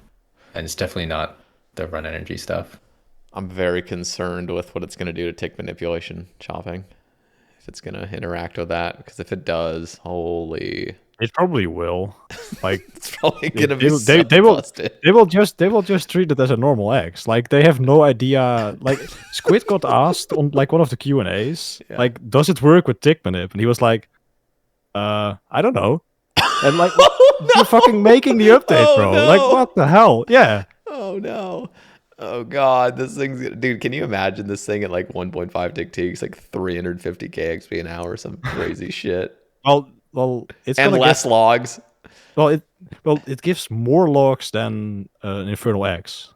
Like if you do 1.5 tick teaks. I see. But the XP would only be 10% higher, right? That was what they proposed for it.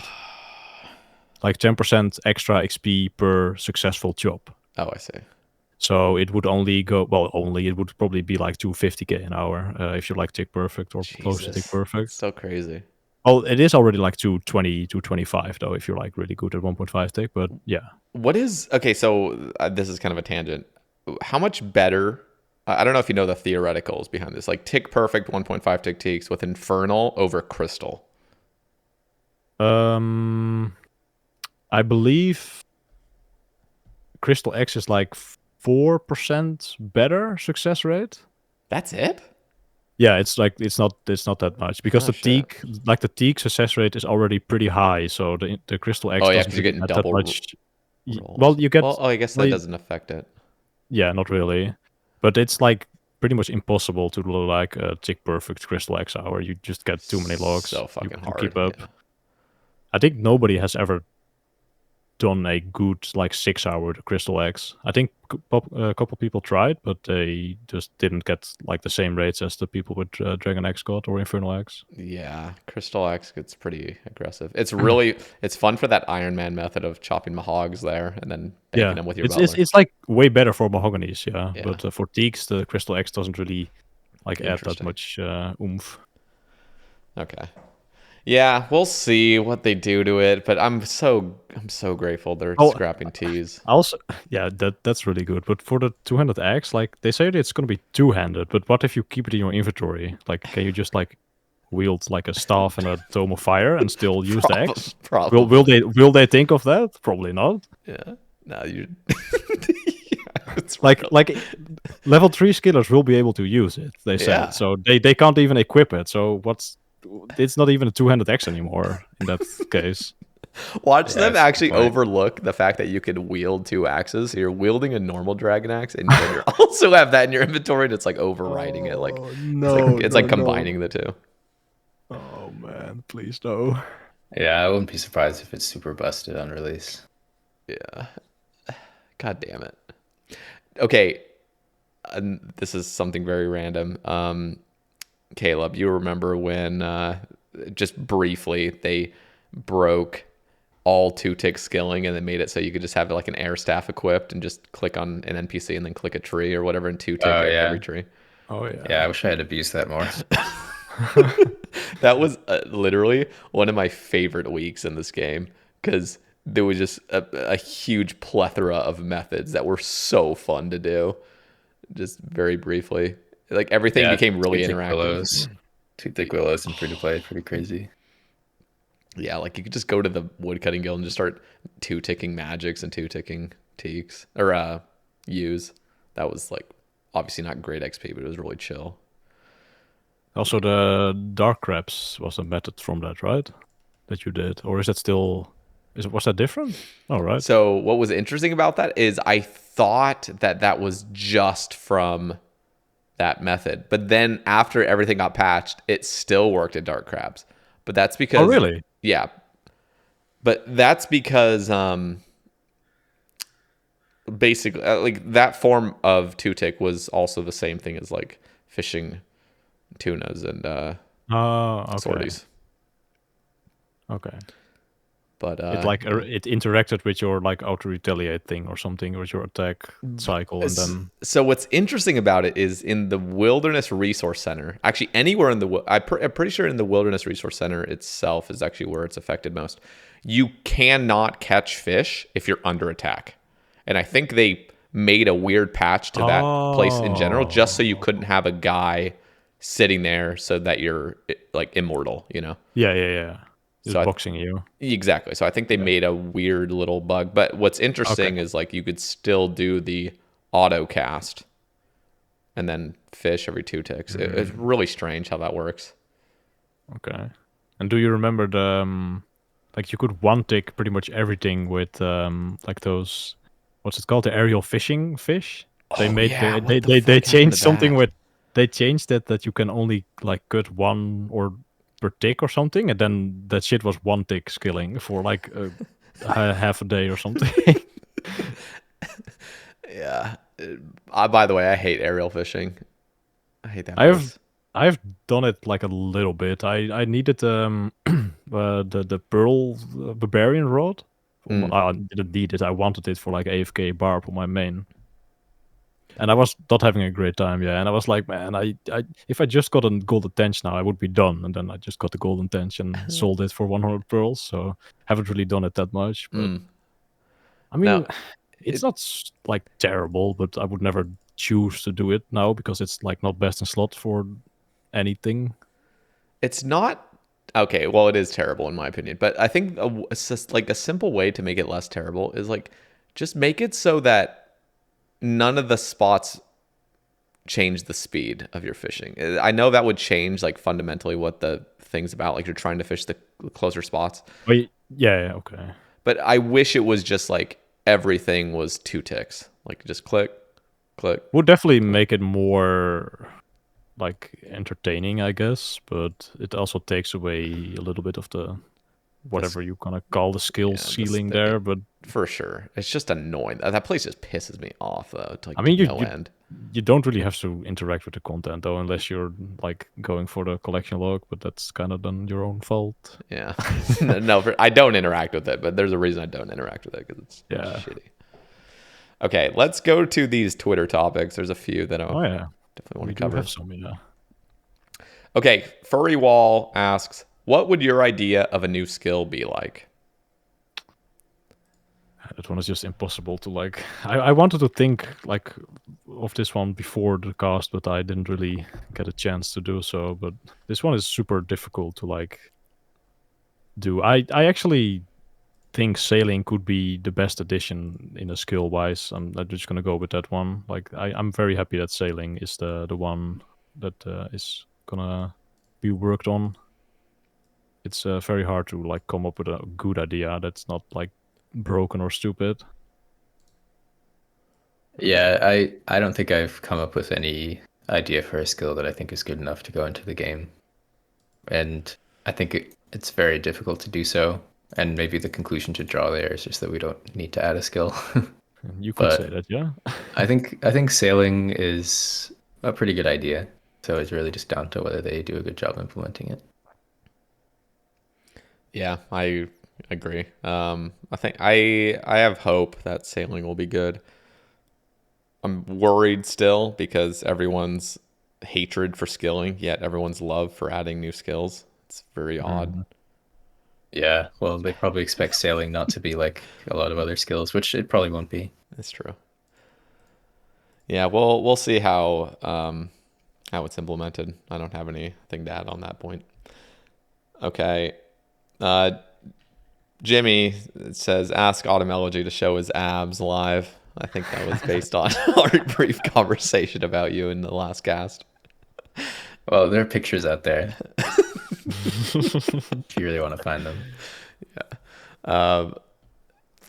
By the way, it's actually very interesting because I have both of you on, and you're both like, iconic skillers, and yet you both take your, fitness very seriously. I haven't really asked you as much, Hebox, but I mean, you're really into calisthenics, correct? And you're still Not that much anymore. well, it's because you're a content creator at this point. You have to put ass in chair a lot more, right? Or what do you mean? Do you? I'm doing more like weight training. Really? Yeah, I'm doing like a mix. I'm doing like weighted calisthenics and like normal weight training at the moment. Just more like into bodybuilding. Yeah. Okay, Not so are much you more in what? are you on the bulk right now? Like, are you trying to bulk up a little bit? Yeah, kinda. I was like, I used to be like 78 kilograms or whatever that is in pounds. I'm not too sure. Let me look it up. But I was like 85 kilograms pretty recently in my like peak bulk or whatever you want to call it. But And how tall are you? 1 meter and 87 centimeters, which is like 6'2". Okay, so Oh wow, boy. 6'2". Jesus, I'm 5'11". Damn. I Well, Yeah, weigh 5'9". I'm Dutch, so I'm pretty average for my height here. yeah. So I mean, you're very lean, and I mean 171 being 6'2", or I guess you're like 172 pounds. Like that's what are you like 11% body fat? I'm not too sure actually. Probably a bit more at the moment, but yeah, I'm like fairly lean. Yeah, I definitely. Well, I store most of my body fat like on my legs and on my like abs, I guess. Mm, Like, my six pack isn't as defined anymore, but I don't know. I'm just like building some muscle, and we'll see where it ends up. But I still like doing like stuff like pull ups, but I just do them with like weighted and such. nice. That's cool. Yeah. And Kayla, I didn't realize you were 5'9". I thought you were like my height. But you are what? Like I know your latest picture was like 162 pounds, I believe. Yeah, I'm still around there, like 163 to 165-ish. I haven't really been gaining or losing weight much because I've only been doing leg training for like 4 months now because I've Yeah, you had have an Oh, injury, wrist yeah. right? issues. Yeah, Yeah. so I've just been kind of maintaining, trying to keep my squat strong at least. So what What? happened to your wrist exactly? Hard to say. I mean, for a while they said it was tendonitis, so I assumed that was from using the computer a lot because I was working at the computer all day, doing powerlifting and then doing three-tick skilling. So that's a lot of wrist strain. It started after I worked extra hours for a few days in a row. So I was working like 10, 12 hours a day, and it started to get sore after that. So, but recently I got an MRI, and because like it's been months and it hasn't really improved, and they said that it's a sprain of one of the ligaments, like right where the pain has been, basically, which makes a lot of sense. So maybe it was a result of powerlifting. Like shortly before it started bothering me, I was doing a lot of uh like really intense grip strength stuff, like farmer's carries with like I don't remember, I think like 120 pounds in each hand, farmer's carries, like walking back and forth. Damn. And that was like really, really wrecking the forearms and wrists. I didn't really notice any particular incident where like it was like sharp pain or anything. It just felt like muscle soreness. But Just like overtrained probably, and then got yeah, I think I was just messed up. overtrained, like using the computer a lot, not giving enough rest, and it all kind of culminated. So Mm, yeah. that fucking sucks. And Yeah, it's been tough. it's been months now. Yeah, it started in June. Jesus. It's gotten, I would say, significantly better in the last like 3-ish weeks.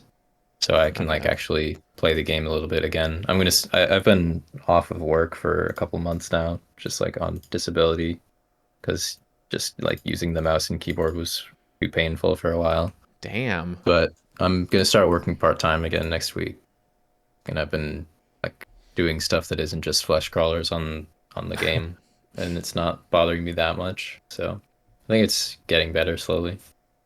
That's hopefully it. Yeah. Jeez.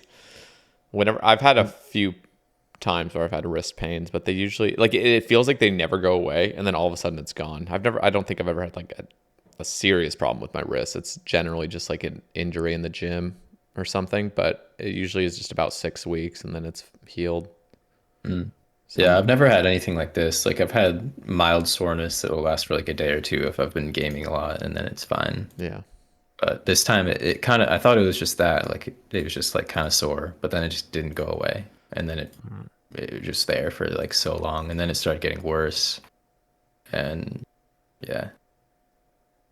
So have you been able to do like upper body stuff, or like not at No. all, like zero? No, not at all. Is your And- physique like kind of tanked now, or is it still like? I mean, I'm sure I've lost a lot of strength.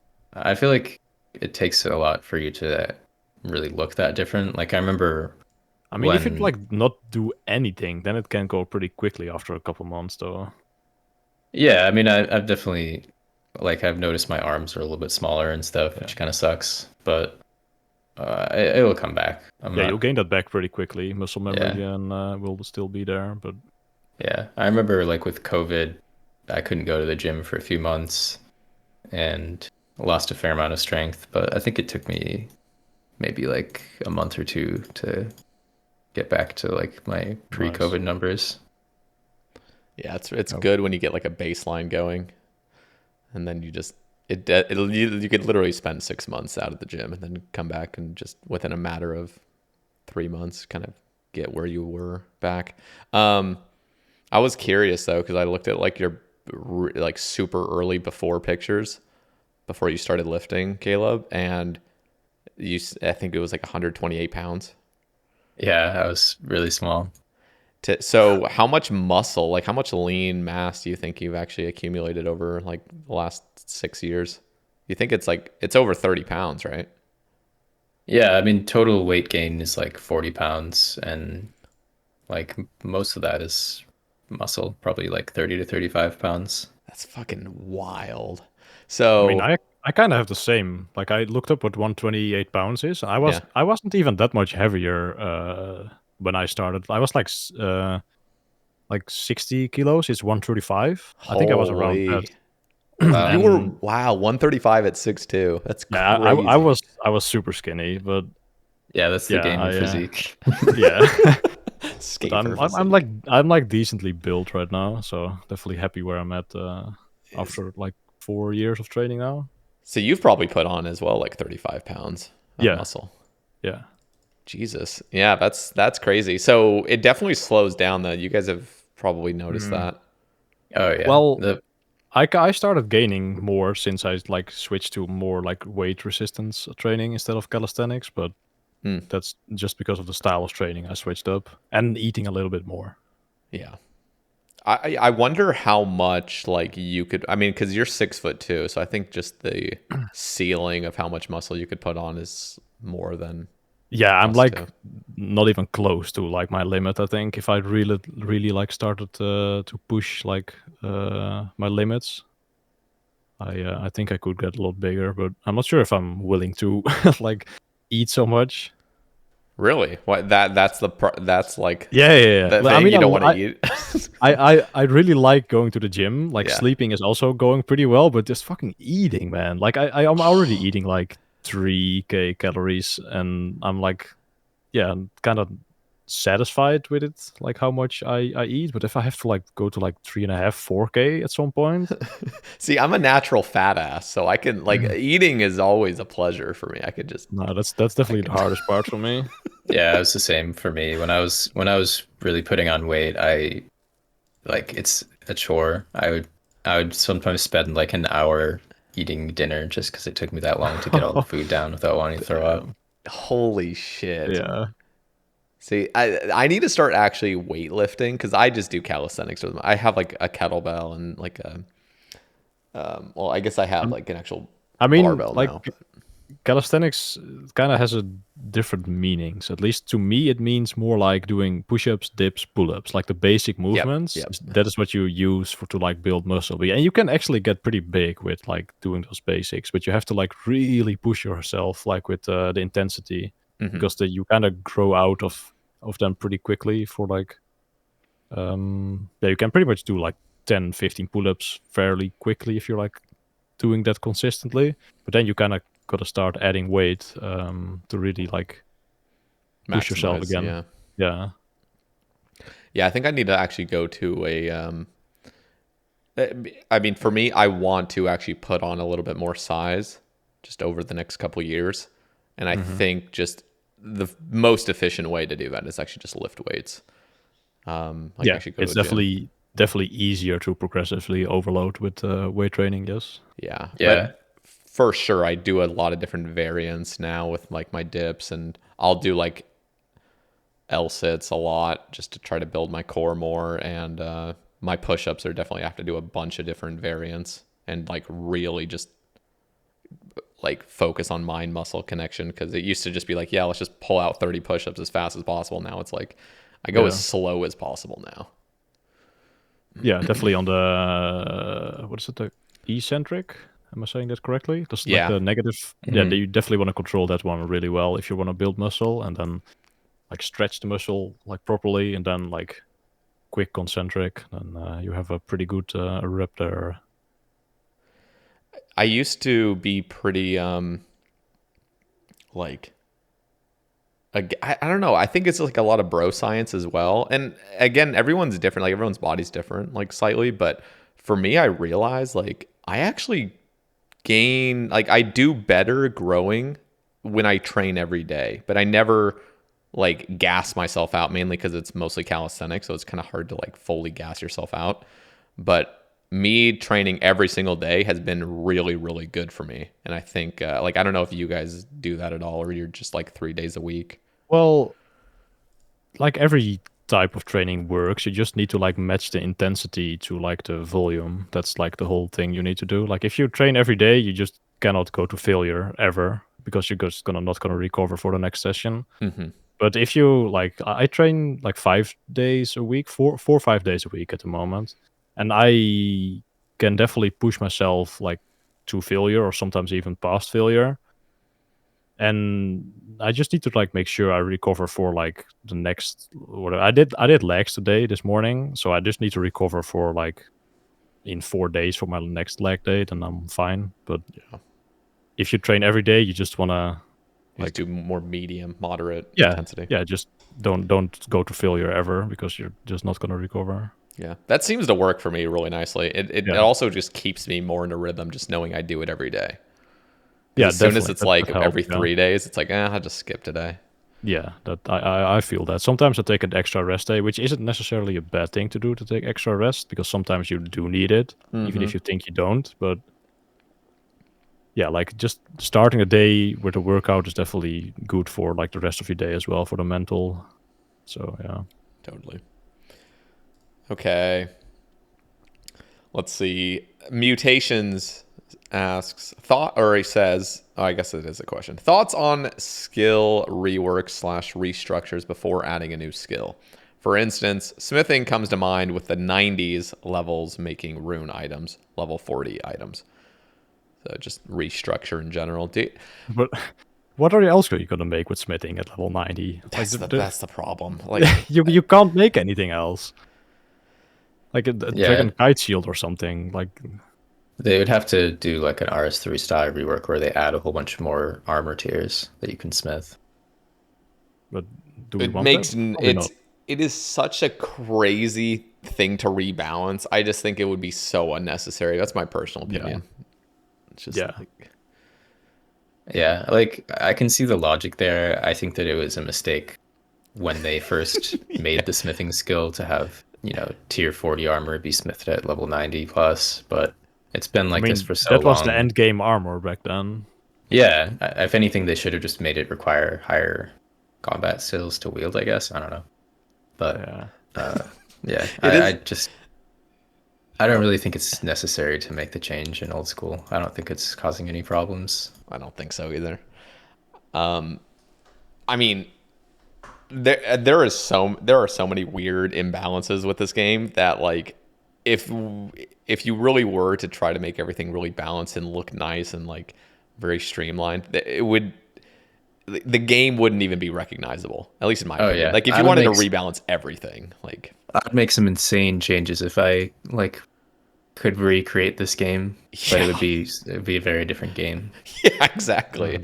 Like just combat in general, like thinking of weapon imbalances and how just stupid some things are. Like just one of the stupidest things ever is ranged styles, where like accurate is a tick slower and rapid is a tick fast. Like, did anybody recognize that this is like literally a 30% DPS increase? Like, like that I mean, kind of shit. if accurate also had like a way better accuracy increase, but it gives like 4 range bonus or something extra. Yeah, it's horrible. Yeah. Yeah, these kind of discussions, like it's really fun getting like a crazy nerd on and just talking about all the balances that could be made and changes to make the game look more clean, but it's gonna change the game so drastically. Yeah. Not word. Yeah. Okay. DBV Orange says, question for Hebox and Dead Wilson, rip. Have you ever considered skilling in free to play? What attracts you to it and what deters you from it? I've definitely considered it, but the only thing that is like attracting me to it is like the no updates. But then again, you guys got Forestry, so RIP. Forestry really fucked up woodcutting for free to play regs. Like, it seems very nice to have like a confined like server pretty much where you're kind of just free from the terror of the changes. Yeah. But it's a little bit too empty for me to like fully enjoy. I definitely like most of the skills and all the like interactions and the extra content members give, so I will probably never play free to play like as a main. Maybe I'll do some like mini series or whatever on it at some point if I have a good idea, but I think I'm just gonna stick with the UAM for now. Yeah, I'm just gonna put myself in Dead Wilson's shoes and just answer the question for him. But like, I've actually considered playing a free to play, but it's kind of like that limit. There's too many limitations. Yeah.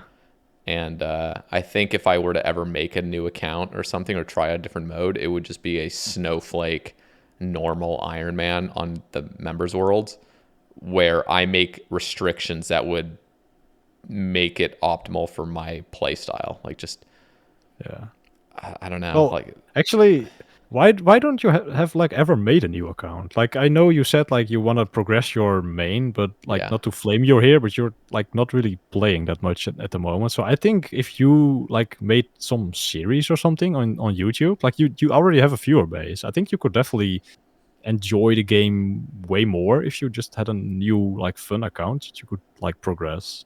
For some reason, I have this like fear that like I don't want to spend time on a different account because for some reason I'm so obsessed with like one account progression. Like any time I put into this game, I want it to be on one.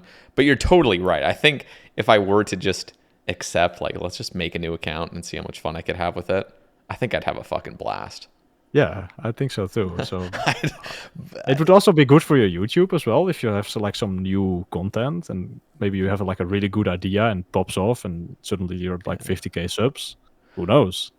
For sure, but if I ever were to do that, like I really need to have the passion for it. So I do need to give it a try for sure, but I don't want to make any false promises saying like, hey, I'm starting a brand new series and then fucking burn out 3 episodes. Yeah, in and just be like, actually, I almost did that. Like after the Maxscape speedrun I said in my stream, I actually did a stream starting the series. I wanted to get a Zuck helm on my main from like zero bank. Like I only had a Maxscape in my bank, so I already made some GP and I did some Gauntlet and I did some Muspa. I got some CA task already, and I was like, man, this shit is so fucking boring with like shit gear, like trying to like build my bank without any alts, and I was like, I'm not doing this. I'm like, sorry guys, I'm just like not gonna continue this for now. Yeah. And then I started the Ultimate Ironman like the same week. Actually, I started the UAM before. I was like trying to get my UAM to a certain point that I could like do contracts or something while working on the main series, but it was just not for me. Like the rebuild stuff with the rules I had, it was not fun. That's definitely a worry of mine. And this is another problem with me is I feel like naturally I like this game because of skilling and because of like more boring grinds. But because like ever since I became a content creator, and don't get me wrong, I still like progressing my account in PVM and stuff, but that's not why I play. Like I like the progression, but I'm not obsessed with PVM. Like I'm not obsessed with like, oh my God, like I just want to get all this shit out of the way so I can PVM all day. It's like, I really kind of just want to enjoy every aspect of the game. And I actually kind of like skilling a lot more, but skilling is just not fun to watch or for most players. Like they don't want to. Well, I would disagree with that. I think I did a pretty good job with like making skilling content enjoyable. But that is true. And you have to like present it in a certain way that it's like fun for people to watch. Though it's definitely like because I'm doing extreme things, people enjoy watching it. But if I just had like some random, like if I started my YouTube earlier with just like 200 mil all progress, nobody would have watched it other than like the HLC. You're right. But because I did something that was never done before, and it was also together with JCW as a race, it started like to attract a lot of attention, and then like things started rolling. You're right. No, I have thought of a couple different Snowflake ideas because one of the series. Let's hear one. Let's hear one. Well, I can't actually share this because it's going to get stolen. That's if I true. if I make it, it needs to be hidden. But it's pretty simple, and it kind of is like a chunk man in a sense, but it's not chunk based.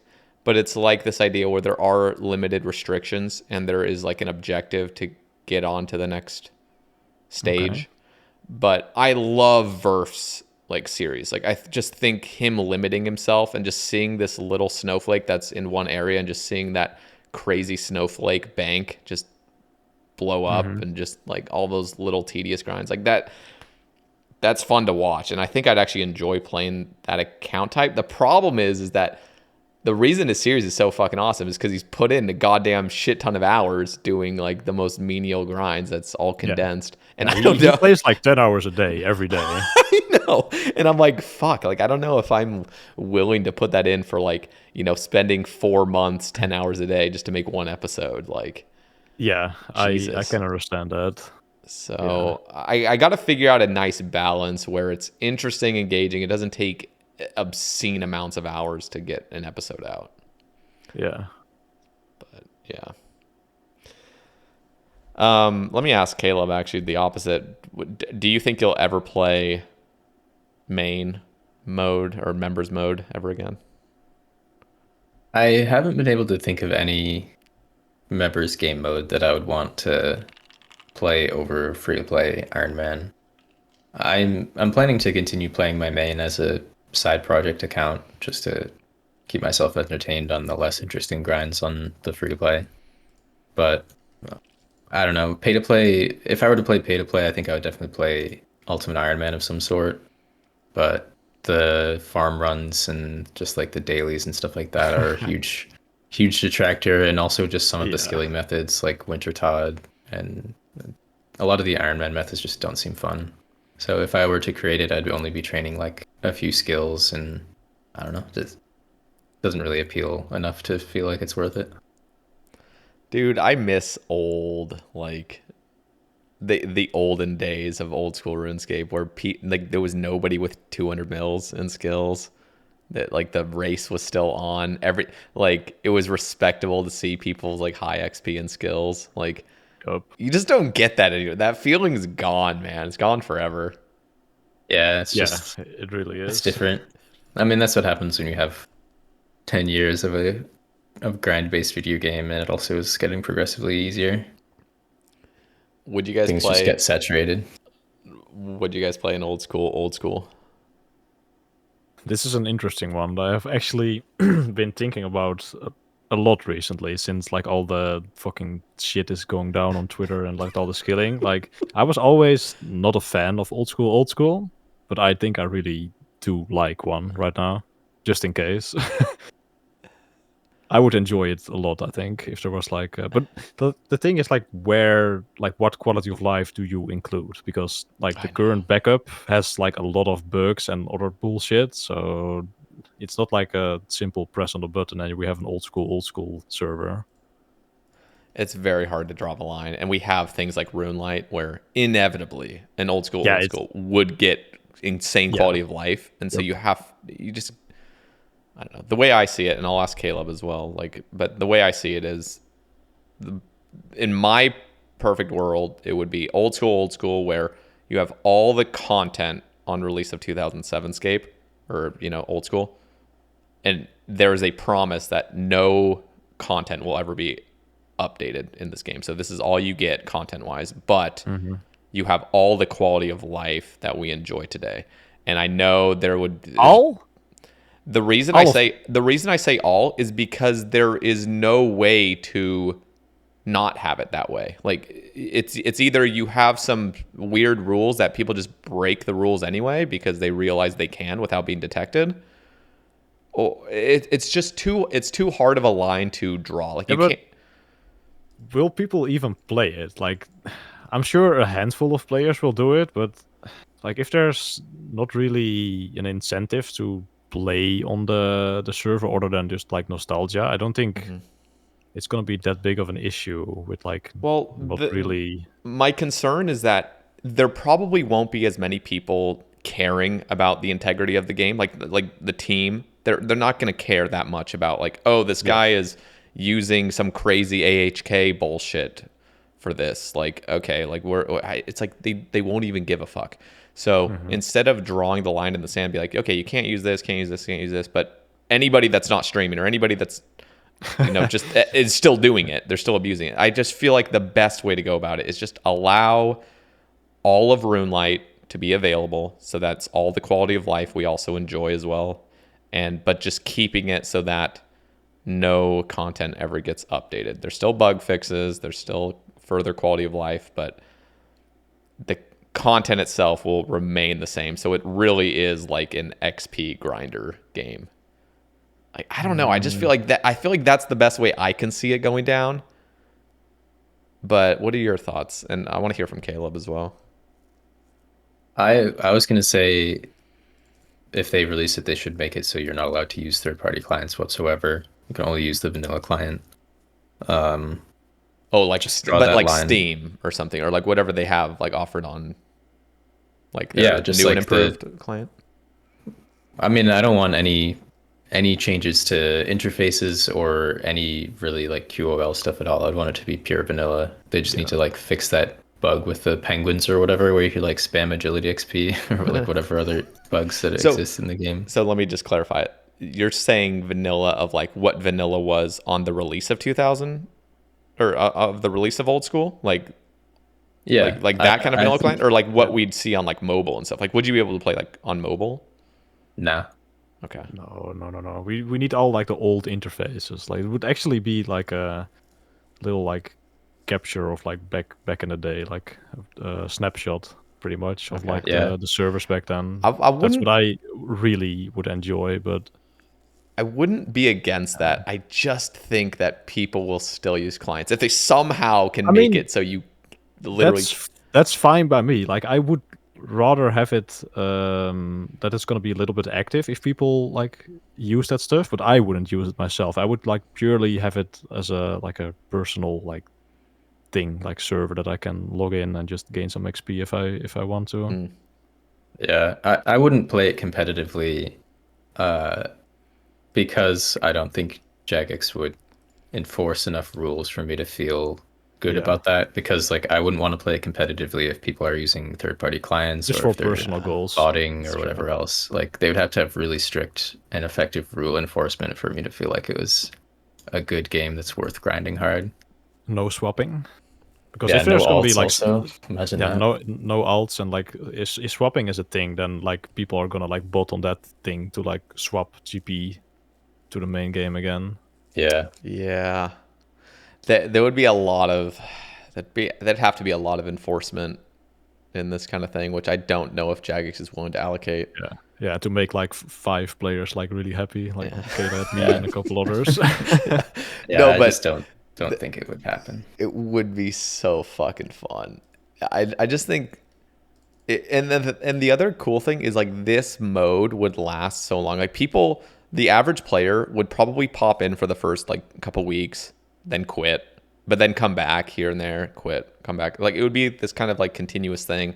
But the best part about it is it never gets devalued. It's just like this is never going to get any content update. So yeah, that would give you a huge peace of mind. Like I feel like there's a lack of peace of mind in playing old school because you're just always trying to like base your gameplay around updates and strategize about like what's going to get devalued the hardest or whatever. Yeah. That would be fucking awesome. And everyone's a main too. Oh, that'd be nice. Yep. Bank sales are Irons. back. Got fucking Sae Bae's back. No. Yeah. Have you guys heard about the 2004 skate project that Tanner Dino's been working on? No. I've heard about it, but I don't really know anything about it. Him and I don't know how many other people, like a few other people have been working on basically just like a very accurate remake of RuneScape like shortly after RS2 release. And they're writing it from scratch. Like there's no code base to go off of. That's why Tanner's like always tweeting Mod Ash with random like technical questions about like under the hood game code. And you can actually log in and just like walk around the map. You can't interact with a lot of stuff yet. But it seems like fairly promising if they actually finish the project. How long is that gonna take, you think? Probably a long time. I think they've already been working on it for like upwards of a year. But like 4 years or something? Could be, I don't know. Yeah, I mean it's a huge project and a big commitment. So like I wouldn't want it like right now, but if like things go to shit, it could be a nice thing to like play from time to time. Yeah, my concern is like if it becomes very popular, then like they'll need to pay a lot of money for servers, so they'll need to charge for it, and then if they charge for it, then Jagex will shut it down. That's true, yeah. But I don't know. I guess the hopeful part of me is like if it gets popular enough, maybe Jagex will acquire it or something and support it. That'd be fucking That would awesome. be better, yeah. Dude, 2004 was my era. Like that's when I started this game. Yeah, imagine that. Just like Dragon. I don't even know what we have. Dragon Longsword, full rune, DMed. Well, like, what content was like in the game? Which skills were there not in the game? Slayer wasn't. Slayer was 2005. Yeah, no Slayer. So the latest skill is RC, which came out with RS2 release. That'd be fucking nuts. Yeah, it'd be pretty interesting. Yeah, you can't even get to 2K total. Yeah, I think it's 1980 something ish. Can't remember what the max was. I think. Yeah, it should be 1981. Oh wait, no. I don't know. Wouldn't it be 1880? Or no, I don't know. I can't do the math right now. A lot of skills like bank stand skills were quite different also because they didn't have tick delays or interface pop-ups. Like you just use the items and it's like fletching. So some skills would be like really crazy. Okay. Yeah, it's really tough because when you want an old school version of the game, everyone has a different idea of what that is, and so you're not going to be able to please everybody anyway. But I think the biggest thing that those players would want, like the reason an update like this would be successful, is the promise that no other content will come out, so the game always remains the exact same. Yeah, but it's totally unfortunate. Yeah, it's too bad that Jagex doesn't have like it seems like they don't just have like a simple Git repository of the code base throughout all the years that they could just go back to a specific snapshot at like any point in time that the code base was changed and start up the game from there. Like Minecraft has that, for example. Oh yeah. Maybe they do. Because how did they? So. Well, how did they come out with old school? Well, there was just like a random backup. I think someone found somewhere of like August 2007. They got lucky and happened to find a backup from that specific point. It's pure luck. Now the game's huge. Dude, did you see that graph that out of all the players playing old school or RS3, it's like in the 80% range that like 80 something percent are playing old school Damn. over RS3. I think it's like high 80s even. It was something nuts. I mean, it's 50% bots. That's True. true. Jeez. I wonder what the percentage actually is. Like, how many real players are actually like playing this game, and how many of them are bots? I would bet it's at least like 30% bots. Yeah, I Dude, think I'm so thinking too. like 65% bots. Nah, probably not. I mean, maybe that's pushing it. I mean, it could happen. Like, it wouldn't like completely surprise me, but I think it's more like around 30. Yeah, but I could still see it happening. There are just some spots though where it's all bots. Like there are like some spots around the game where there's like no real humans. Yeah, Oh my god, it's so and then you also bad. have like the gold farmers as well. Yeah, They are real humans, but they are not playing the game for playing the game. dude, the botting problem has gotten so bad recently. I mean, they started banning like at least Forkat and Zulra bots. I think. I remember. Well, Dead Wilson isn't here, but he posted a screenshot of his Forkat rank gaining like 400 ranks with already like thousands of kills. Well, So, and yeah, Finally, no, I'm really hopeful. I heard some rumors that like when they make it so everyone needs to log in with the Jagex accounts, that's gonna like cause a lot of bots to not be able to bot anymore because there's like a verification thing or something yeah. to make you know that you're That'd not be on a good. different bad client. Like that would be so fucking great. They just need to fix the hop limit issue with Jagex accounts and them sold. What's the problem with that? Right now, there's a separate hop limit for Jagex launcher clients and like standard Runelight or vanilla client. So if you're doing world hop methods, you get double the hop limit and double the hop regeneration speed if you use both. And once you're on Jagex account, you can only use launcher. So like DK Ho ran into this issue now that he's doing the world hop Karambwan method where he gets hop limited after like 2 hours or something. And if he didn't have a Jagex account, I'm pretty sure he'd go for probably like 5 or 6. So it's a pretty enormous difference. Yeah. Interesting. Okay, here's a question from Find My Dog. In a hypothetical world where tick manipulation skilling didn't exist / never existed, would you guys still be skilling enthusiasts? Yeah. Yeah. I mean, I always loved skilling over anything else in RS, and I was primarily focused on skilling long before I learned about tick manipulation or got into it. Same.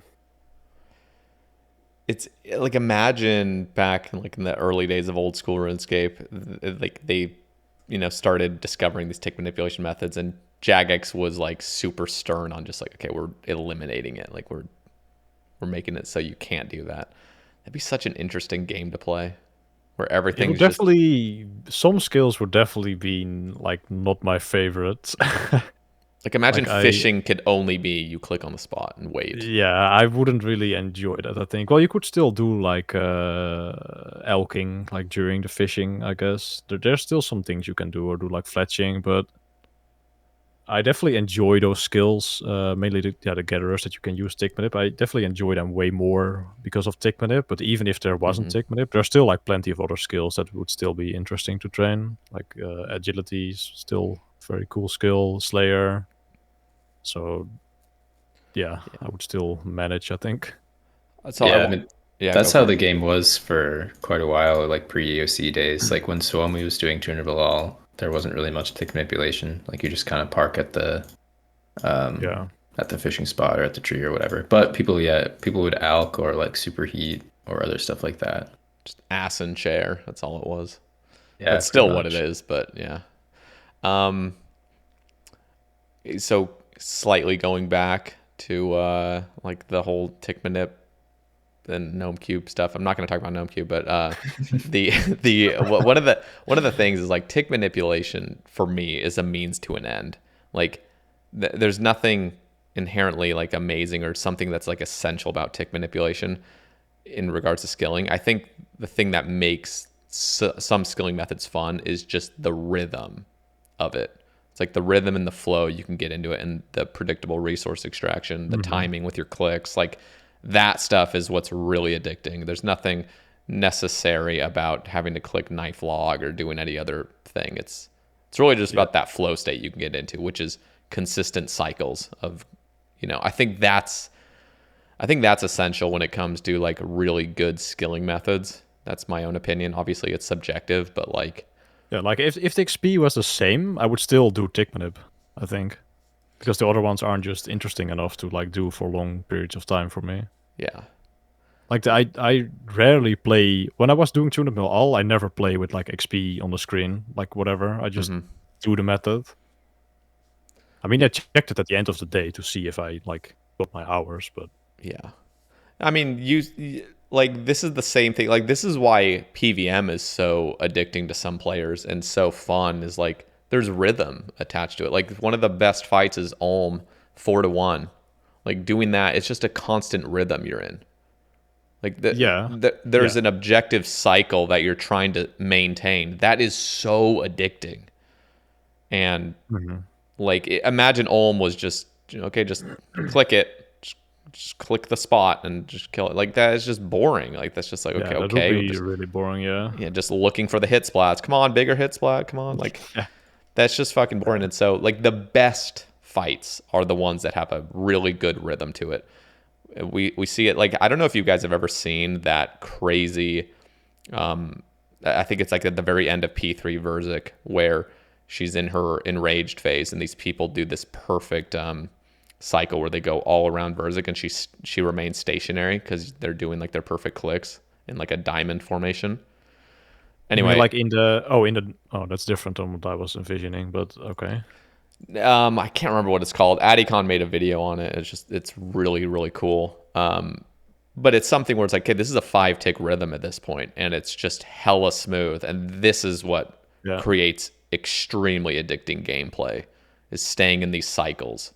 And I think that's what skilling can really offer at an exceptional level. And I think we missed the mark with that with every skilling update. Like instead of focusing on that addiction to cycles and like nice rhythm, they come out with things like Giants Foundry, where it's just like, it's a fucking toddler mini game. It's just like you go and match the colors, and it's just like, there's nothing good about this. It's just like click the next station. Like what the fuck, man? I mean, they just like make the content based on the XP rates pretty much. Like they start with, I feel like they start just with like, all right, we need a new smithing mini game, and it needs to be around this ballpark of XP, and then they just like add some mechanics to it, and then you have to update. That's how I feel like boring. That's made, but yeah.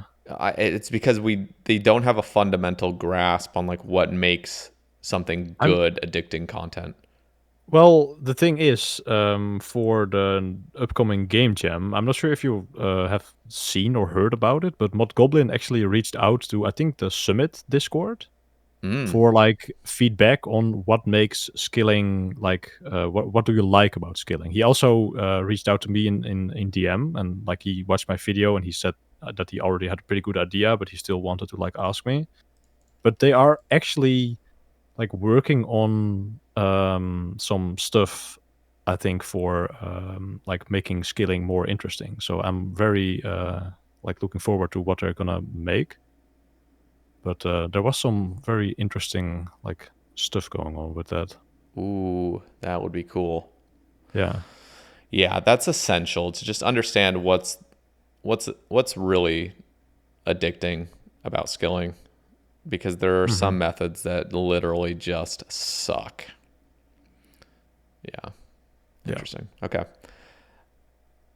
Let's see. I don't know if you guys play RS3, but Duck Chris is asking, which RS3 skill has the best design? I never played RS3. No, never. Yeah, the last one I did was Divination, which is pretty old at this point. But I've heard good things about archaeology, and it seems like invention was a pretty positive thing for the economy of the game. There's been a lot of people wanting that much about it. There's been a lot of people wanting some sort of invention for old school, just to get rid of, like, it's like an item sink, right? Yeah, like pretty much every item can be converted into something that's useful. It seems like that's basically all I know. Mm. Yeah, but invention also gives like a lot of little R3 perks. So Yeah, not sure if you want that in old school. yeah, Probably not not. really. Okay. Unfortunately, Dead Wilson's not here, but Bailey just said Dead Wilson starting gym after this cast or what? I'll DM him. I'm gonna make him a workout routine. I'm If not there, sure if he like works out though. I don't really know that Wilson like super well, Mhm. so I'm actually not sure if he is like doing some sort of like exercise.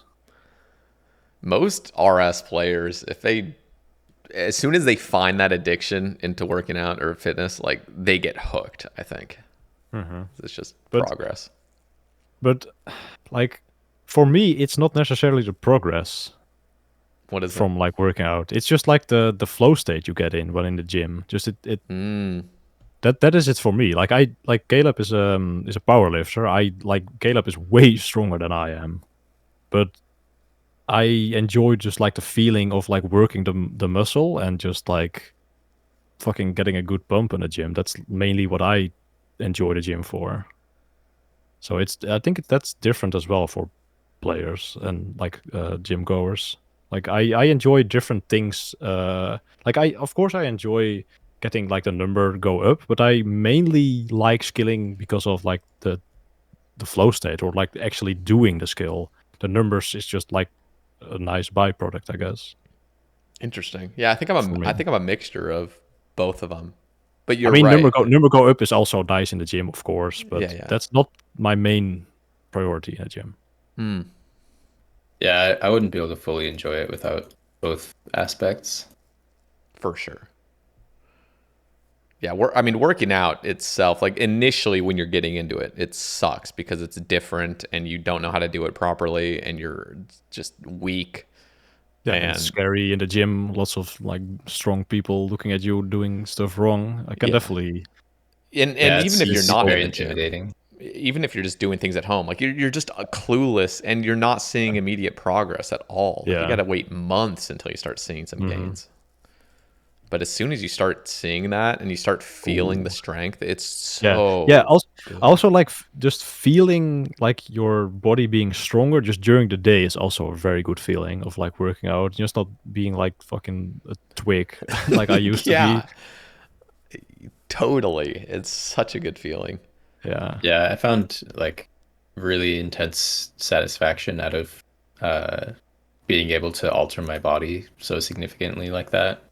Because it's something that I felt like prior to that, I felt like I didn't really have control over. I just thought I would always be skinny, basically.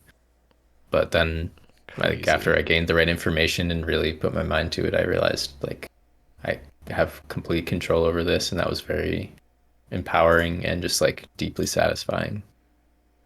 Yeah, as soon as that clicks. I mean, my brother got really obese several years back. He got up to like 325 pounds. He's a couple inches taller than me, but yeah, he got really, really big because he didn't understand what fitness was really. He never really learned it, and he was young where he could eat a bunch of shit and just stay skinny. And then he got older and stopped working out and like just stopped exercising, and he just ballooned up like massively. But as soon as he understood like I have full control over my body, the dude lost like 120 pounds within like a year and a half. Damn. Wow. And he's like pretty fit now. Like he's still got weight on him, but it's like not unhealthy.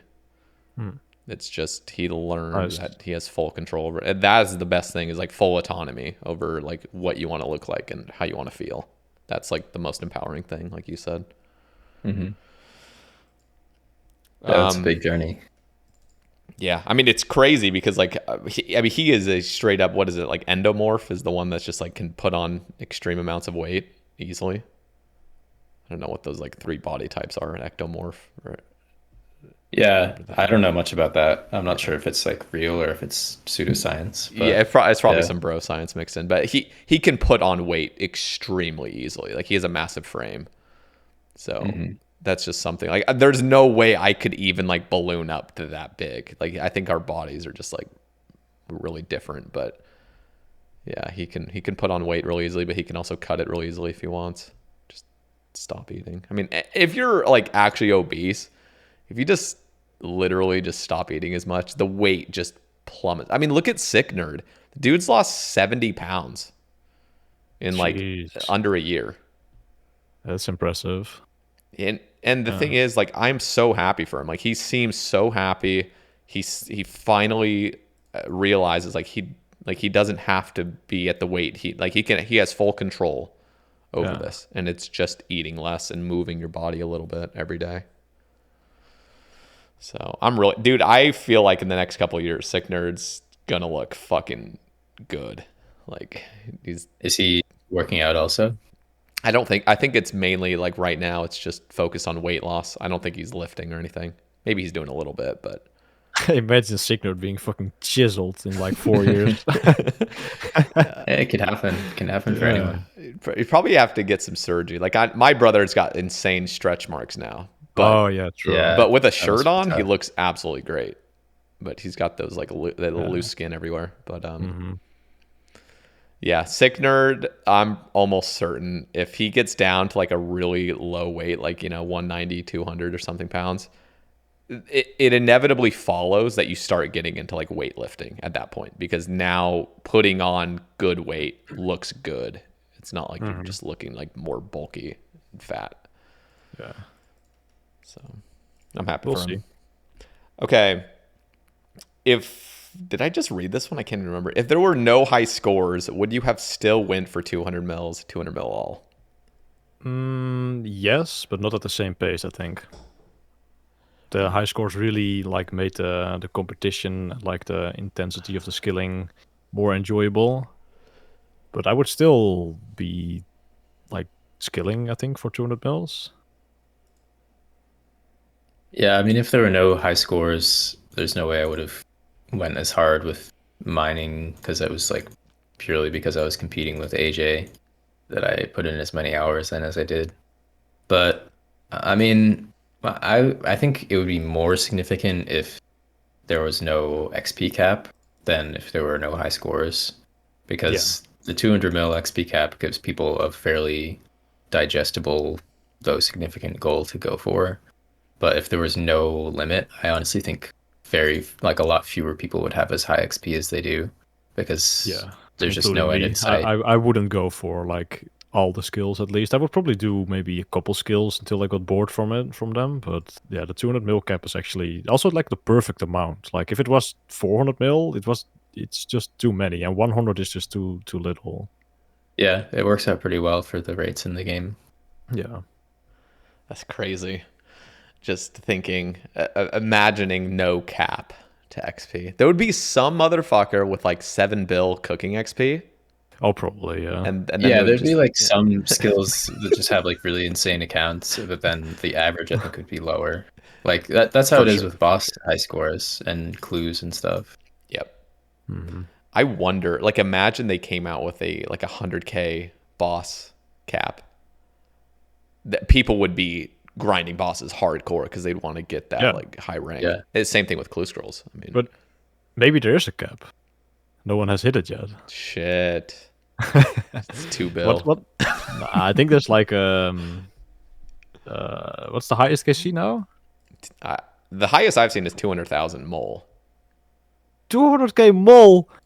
God damn, that what the so boring. Yeah, Sherikon, that's his name. What the fuck? That dude, that's pretty insane.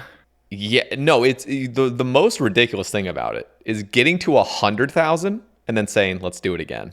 Like, what the fuck, man? Yeah, that's pretty. Because 100,000 is already so clean, and that already took. How many hours is that? Like kills per hour is like 70. I assume he has like max gear. I would hope. Yeah, I want to think it's like 80 kills an hour at Mole, but maybe I mean, even if we're conservative, say like 70, like that's still 3,000 hours, right? Just about. Yeah. Yeah. Oh, that's not that much. I mean, it's a lot. Not that much.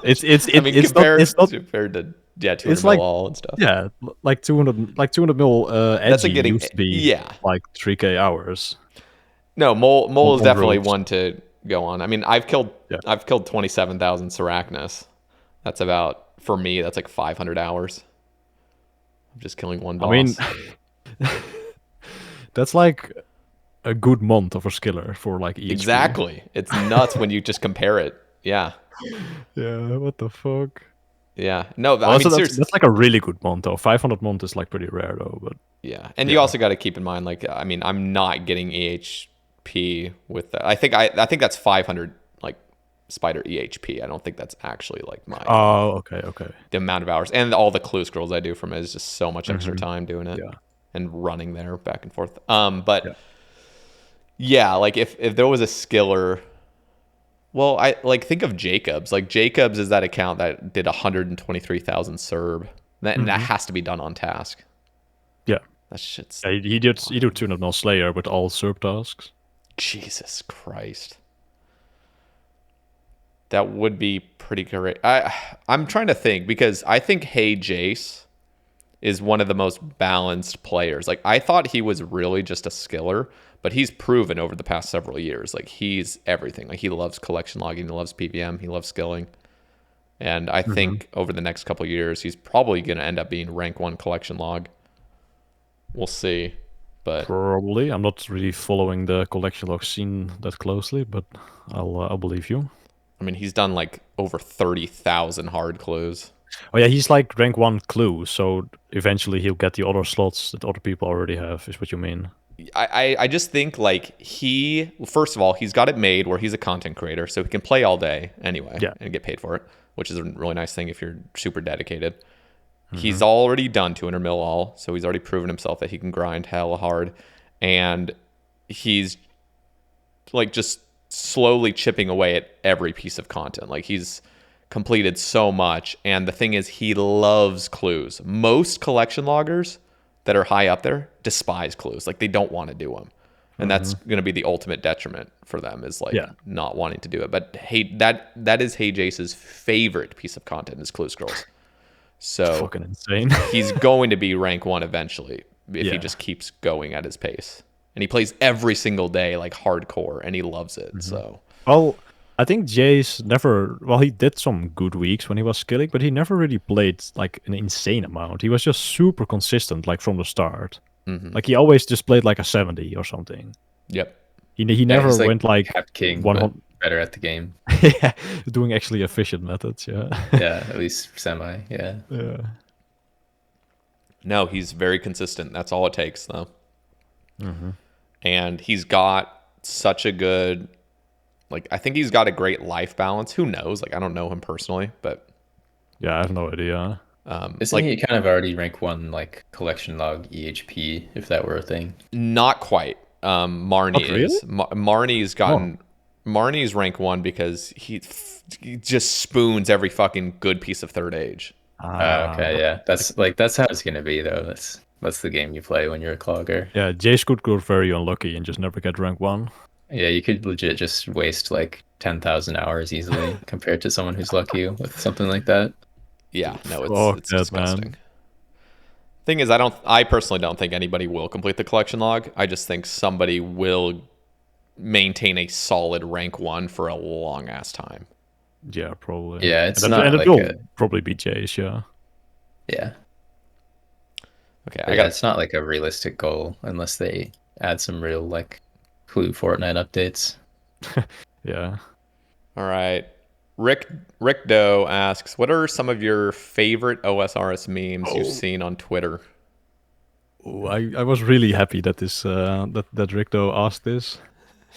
I love like the HLC Twitter scene, the memes and such. Oh god damn it! Now I need to like actually. If you find them and pull them up for people on YouTube, maybe if you link it, I can show it. I'm not sure if I have like the tweets like at hand, but I was talking to Killzone, who's also like a big like Twitter personality in the HLC, for his like favorite Twitter memes. But I'm like scrolling back to what he said again. I need to like not butcher this. If you have some already in mind, Caleb, you can go first. I haven't been as big in the Twitter meme community. Okay. The first ones that come to mind are the one where it's like the Chad with the prospector helmet on, which is pretty funny. And like Yeah. picking granite or whatever. I remember there was one like a really long time ago. I don't even really remember exactly what it said, but I think it was made by Trash Skills. It was like a really ancient player who got memed on a bit. Did like maybe 40 mil mining XP pretty early on and then burnt out. And it was like something about like Hexis. It was like a meme that got made fun of, sort of. It was about like Hexis not bullying Solace or something like that. I don't know. I just thought that shit was funny way back then. Okay.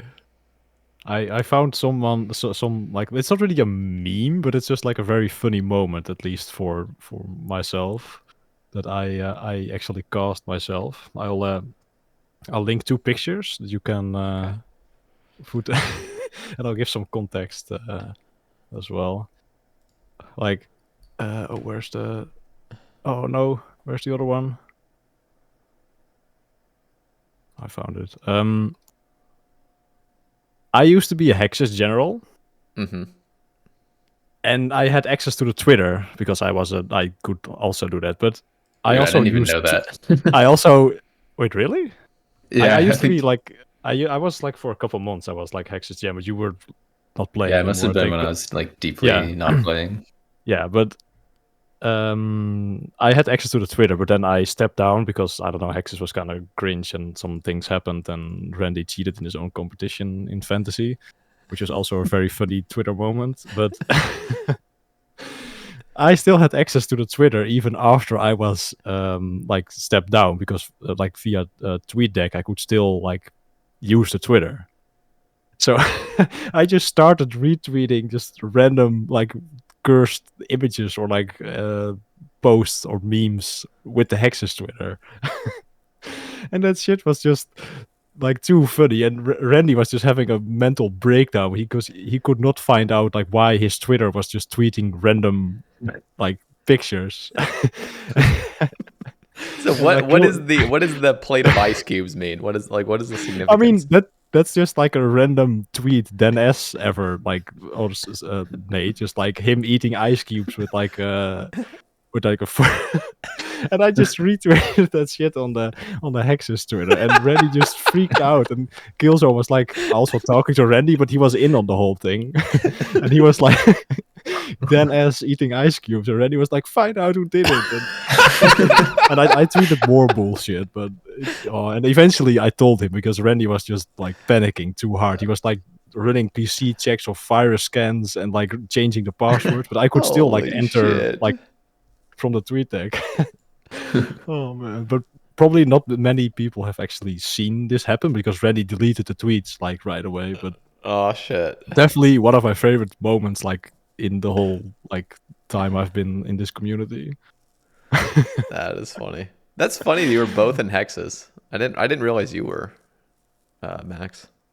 Yeah, I didn't I mean, either. I was like when I was 1 bill XP, I think, like way back, I got asked by Trickle, I think, to join because like Randy has like this way of recruiting people. He just DMs random people that are on like a decent week, and he's like, "Yo, do you want to join Hexis?" That's like his thing. Mm-hmm.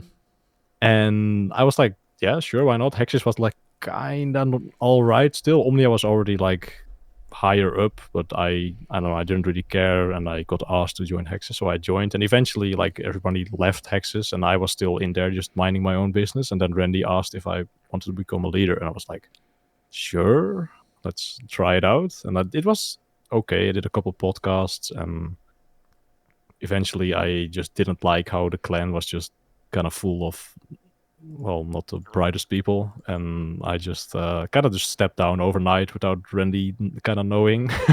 I just left the clan, and then I joined Omnia like a year later or something. But yeah, it was pretty fun that I still had access to the Twitter account.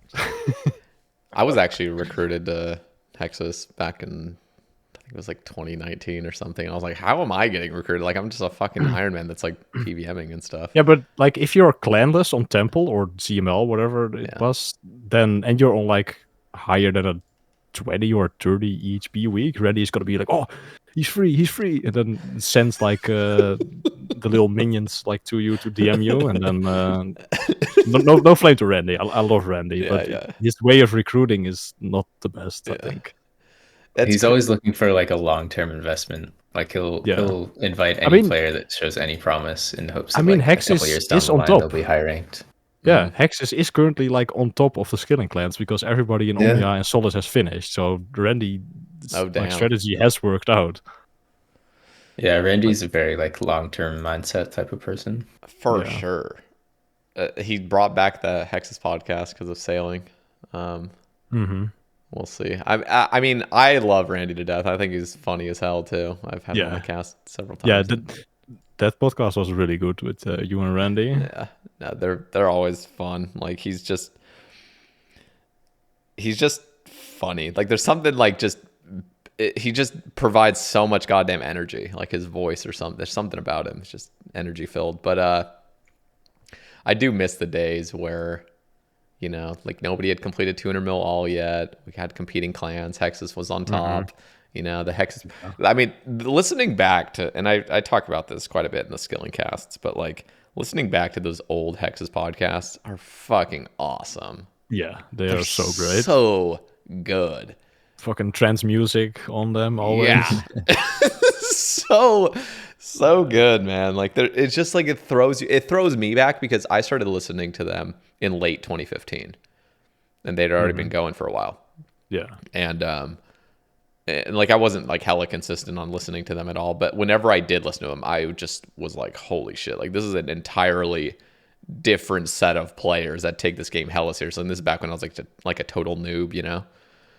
And there's just something fun about listening to people that are really passionate about what they do, even if it's just, you know, super nerdy gaming. It's just fun to listen to, and hearing like the different mentalities from back then and what their thoughts on were like, what their thoughts were on updates coming out, and just their view on integrity was just so different than it is now. Yeah, but they were also just like really funny. Like they were cracking jokes as well. And Sick Nerd was on them for like a long time at the beginning, and he is funny as hell. Yep. Yeah. I remember one thing that they had a question like, do you fold or like scrunch when you wipe?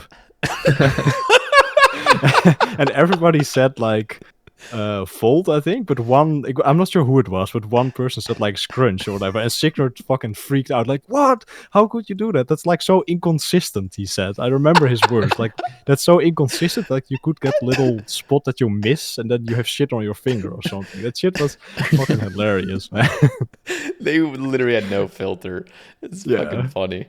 By the way, that kind of shit was talked about like in the CC. I think there was also a big one that was similar about sitting or standing when you wipe, which was like shocking to find out that it was like more 50-50 than I thought. Oh my god! I mean, stand, man. Do not do that. I was gonna say, what's the correct answer then, Caleb? I sit, but a lot of people stood. No, that is like for children. The same thing with scrunching toilet paper. That's what you do as a child. Like you don't know any better. You're just like, you know, clueless. Jesus Christ! People are standing up and scrunching their toilet paper. Like, oh yeah, we're good. Yeah, it's wild. Fucking A. So gross. Okay. I mean, I don't know. It's RuneScape players. Fucking hell. Okay. Bayless Mango asks, if you had to get rid of one skill, which would you get rid of? This is a good question. For me, it would be between fire making and attack. Attack? Okay, that's an interesting one. It is interesting. Yeah, I think attack and strength should be one skill, the way it works with range and magic. Yeah, could definitely see that, but... And fire making is just a trash skill. Yeah, fire making is pretty bad. And it could really just not exist. I don't mind training it, though. Like, training it is pretty fun if you, like, multi-skill it with something. Yeah, it is pretty fun to multi-skill. Yeah. If you can't multi-skill, such as on free-to-play Ironman, then it's horrendously boring. it's pretty boring, yeah. I would go for either fletching or thieving, I think. Those, at least from, like, actually training the skill, like, point of view, that those two fucking suck. Yeah, fletching is pretty bad.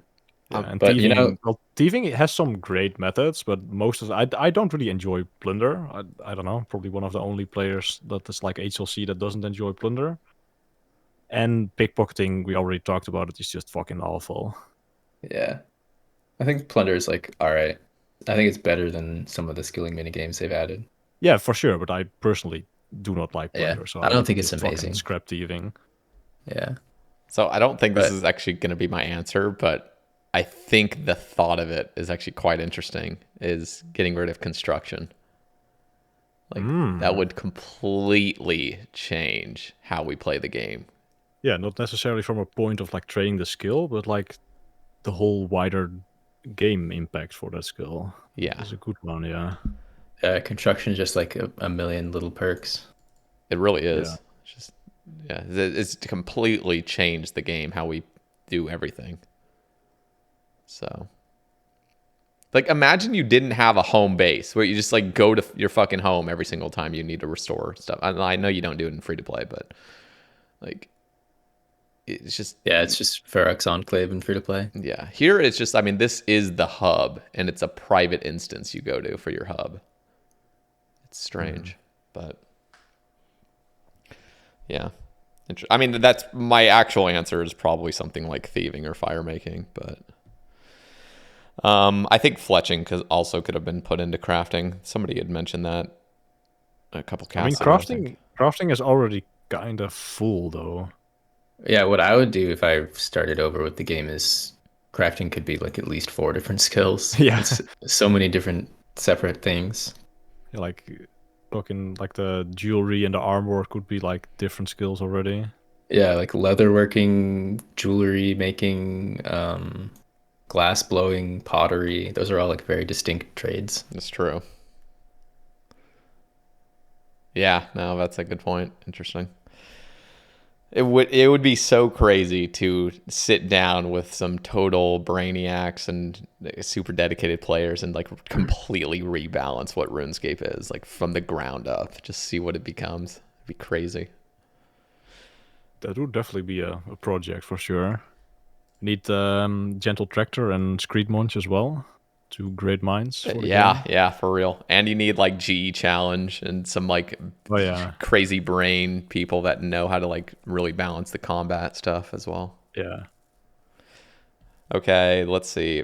Sani asks, are you guys excited for Forestry Part 15,000 to be released later this year?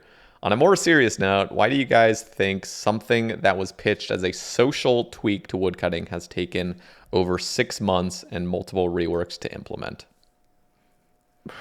Yeah, fucking God knows why it took so long, but I am definitely excited for it because I will finally get my log basket update so I can train construction on my Ultimate Ironman. But outside of that, I think like there's a bigger issue, at least for me personally, with Jagex being fucking slow as shit with bringing out updates. Like recently, they have like 50 different moderators these days, instead of like the team that back in the day was putting out more content than currently is like coming out, and they had like 5 mods. So I don't really see where it is going wrong because we have like a poll, like poll whatever 80 we had last time. Like we still don't have everything in game from that, I think. Like sometimes you get just like a random addition of that poll, like, oh yeah, this tiny change made it in like this update like 17 weeks later, but we still like don't know when this other change is gonna happen. Like, why can't we just have a poll? Everything passes as usual, and then we just have it in game the next month. Like, is that too difficult? Or am I missing something here? Or what are your thoughts on that? I just don't know what's happening internally. I know they're working on so many other projects as well. Like, I don't know what the team size is of like leagues. I know that's a massive fucking project. I don't know who's. Yeah, currently, of course, Leagues is like being in full development. Yeah. But like just generally, why can't we have just like a small like team of a couple people just working on like getting those updates like out like 2-3 weeks later after the poll has passed? Like, why does it need to be fucking 6 months before we get like finally more news about chambered updates. Like, Yeah. what the fuck? I don't know. What about you, Caleb? You have any thoughts? Yeah, I mean, Forestry in particular has just been a mess all the way through. Like the feedback has been pretty critical, like throughout the whole time. So they keep making changes. It seems like they're having a lot of internal discussions. From like what I'm hearing with Max's conversations with Mod Squid, it's kind of seems like Squid is a little bit attached to his ideas, and I feel like there's probably some internal conflict there of like some of the mods saying like, there's not very good feedback on these ideas, and Squid pushing back. That's obviously speculation, but well, yeah, that's it what I kinda got see that from happening. him, at least from like my questions to him. Like that's what I kind of got for response. So It makes sense too, because when nobody was in favor of certain things, it's like they can't just do a full scrap. It's like we're gonna try to just take little pieces away. Yeah, and the end result is just like still not very good because they're just cutting out so much stuff. I don't know. I I mean, do think they should have just scrapped the whole idea. yeah, I The mean, game this would be better it's without fair. it. It's safe to say that this is the worst update of all time in terms of implementation. Yeah. Like the execution of this update is horrible. Yeah, it's not great. It is not great. And yeah, I don't know. We could go on another tangent on forestry, but I'd rather not. Yeah, I'll pass as well. Zaus asks, question for Elegy. Any plans on coming back to compete for ranks on your main when sailing is released? I think it's unlikely. I wouldn't be able to put in the kind of hours that I would need to compete for a good rank because I'm not gonna like quit my job and not spend any time with my girlfriend or all that kind of stuff. I may or may not even train the skill. It really just depends whether it seems fun and like whether it requires a lot of GP or alts. If I can just like train it solo and it's actually fun, maybe I'll do it, but I wouldn't say it's like high on my list. Okay, question for all. At what moment in your RS career did you realize that 200 mils were something you knew you were going to achieve? And after 200 mil sailing, what's next? Well, he said 200 mils, like in when it was possible to achieve 200 mils or 200 mil all. What did he say? He just said, just going for 200 mils, I guess. When did you realize that 200 mils were something? Ooh. I mean, I was first going for base XP, kind of because of you, Caleb. You were doing 20 mil base, so I was like, I'm gonna do also 20 mil base. But then that's actually really funny because Scott, that Wilson, was the first person to 50 mil base, so I started going for that. And I was the third person to achieve 50 mil base. But Scott isn't here. Yeah. It's kind of funny that like the two people who inspired me to do the base XP goals were supposed to be on this podcast. But yeah, I guess, I mean, I never really was thinking of 200 mils back then because, yeah, base XP was my goal. But after I finished 50 mil base, I was like, yeah, 50 mil base is more hours than doing like 200 mil whatever. So I kind of already knew that I could put in the hours to do 200 mil. So I went for Slayer as my first one after 50 mil base. I mean, 200 mils aren't like that hard if you just have the time. So I always saw them as possible. What about you, Caleb? What about the 200 mil mining grind? Yeah, I mean, back then I never had any intention of going for a 200 mil skill just because it seemed like an insane goal. Like I didn't think I could ever achieve that. Very few people had gotten any 200 mils in old school aside from like the really easy ones at that point in time. So it really just happened organically. Like I was going for 20 mil base XP and I got to mining, got it to 20 mil. Yeah. And I was like, I'm kind of enjoying this. Might just keep going for a bit. Got to You were 30 doing mil. the tinderbox method as well, right? I started with just 2S2G and then learned about the tinderbox method, so I started doing that. Then I learned about the Kebit clause, which is a 3-tick item. So I started doing that at 2S2G. And then I was like, shit, we could probably do this with Granite. It's just gonna be really hard, but it'll be faster XP. Tried it, thought it was too hard, went back to 2S2G, and then saw that AJ was doing it, and then I was like, I gotta learn it for real, I guess, to stay competitive. And then yeah, just seeing AJ ahead of me on the high scores and the fact that I just thought it was a cool goal to go for. It was like very, very few people had done it and were doing it. Just kind of happened and I kept going. And once I got to a certain point, I was like, there's no way I'm not going to finish this. And that was what kind of funneled me into the 200 mil skills, or like longer skilling grind mindset. Would you guys like to see another King of the Skill kind of thing, but instead of it being like a 24-hour event? Well, maybe you want to see that, but what would you guys think of like a month skill competition that's like fresh servers and you just see how much like XP you can gain?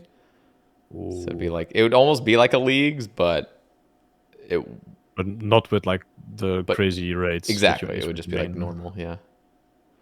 Could be interesting for sure. I would definitely give it a shot and make some videos about it. But the thing is, with like a 24-hour one, that's like way more accessible for it's true everybody. So that's probably the better format to go with. That's true.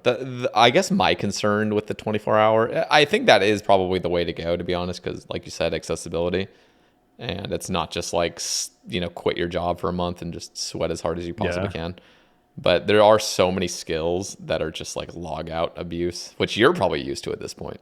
Yeah, but I would rather not do it too much. Shit's fucking annoying, man, sometimes. Yeah, you definitely... I think one of the coolest parts about King of the Skill when it was originally there was the total level that people went for. That was impressive. Yeah, then you have to like actually plan out your route super well. The other ones were just like do like close to tick perfect skilling for 24 hours. Exactly. Which is also impressive, sure, but the ones like Wooks was doing, I think, with the total level, that one was like really like so cool going in. Yeah, I would love to. I wish they would just do like a yearly thing like that, just for fun. Like just but you're forgetting one thing. What? Skilling bad. Yeah, kill monster good, gain skill XP bad. Yeah, totally. I think King of the Skill is cool though. I'd like to see it happen like once a year. It's like a pretty low effort thing on their part, and it just like brings some attention to skilling. Totally. But actually, like leagues is cool, but it's actually kind of depressing that leagues is the only time people like skill, because the rates are just fucking insane and everything is Fortnite. That's the only time people enjoy like doing stuff like that. Then they go just back to depression, having to do like actually it's really depressing to think about that. But that's the only time people actually do all the content in the game, because it's fucking busted. Yeah, no, there's on top of skilling, like with the crazy Fortnite suggestions that always come after leagues happen or during it. The same thing with like clue scrolls. Like people want, you know, just like, oh, we gotta break clue scrolls now because it's really fun to just get unlimited every 5 monsters I kill, I get another stackable clue. Like, Jesus Christ. Like, I know you're having a good time or whatever, but like this would not be good for the game. But people generally just want that in the game. I know. In the live game. It's so scary. And one of the worst arguments that I continually hear is like, it doesn't affect you. Like, shut the fuck up. like it does affect me big time. Okay, let's see. Greg asks, do you prefer methods that are a constant steady flow of inputs, such as 3-tick 4G or 1.5-tick teaks, or methods with bursts of intensity, such as Sepulchre and solo Runecraft, where there's moments where there's a few ticks you can look away from your screen? Well, I would say I'd prefer like more continuous skilling, like 4G or like 3-tick fishing or whatever. But I think the other methods can be nice at times. Like if I were to play this game a lot of hours a day and wasn't really committed to any specific goal, I'd probably do like mostly 3-tick skilling or whatever, but then like a few hours a day do something like solo lavas or agi or whatever where I can click to the side. Yeah, I think both of them are really nice and have their like own place in like the whole skilling like ecosystem.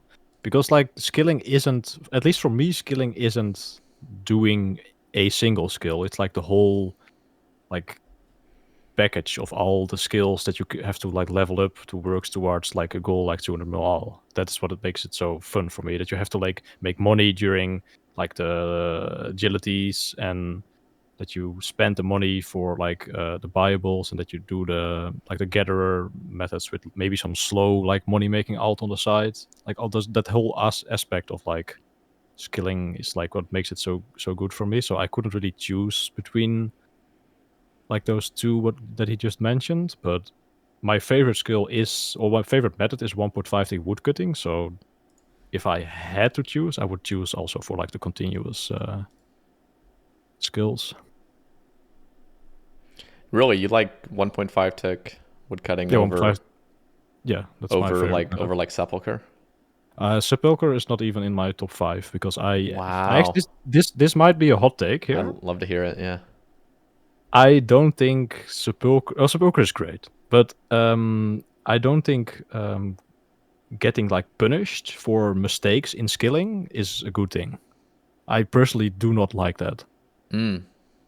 Because when I skill, I want to be like in the flow, and if I make a mistake because I make like a stock or something during mining or woodcutting, then it's not that big of a deal because I can just quickly like grab a like another stock or whatever I have in my inventory or go to the bank. But when I get hit in Sepulchre and I'm like really like going like hard in Sepulchre, I get really frustrated when I do make a mistake, and that definitely takes away from the enjoyment for me for Sepulchre. Like learning it was epic. Like it was one of the best moments like I've had playing this game. Just learning Sepulchre and figuring out everything, because I was one of the first like players to like fully like learn it and map it out, because there were no guides back then, because I did it on release for a lot of XP. But like once I got really good at it, I started to enjoy it less by every mistake I made, if that makes sense.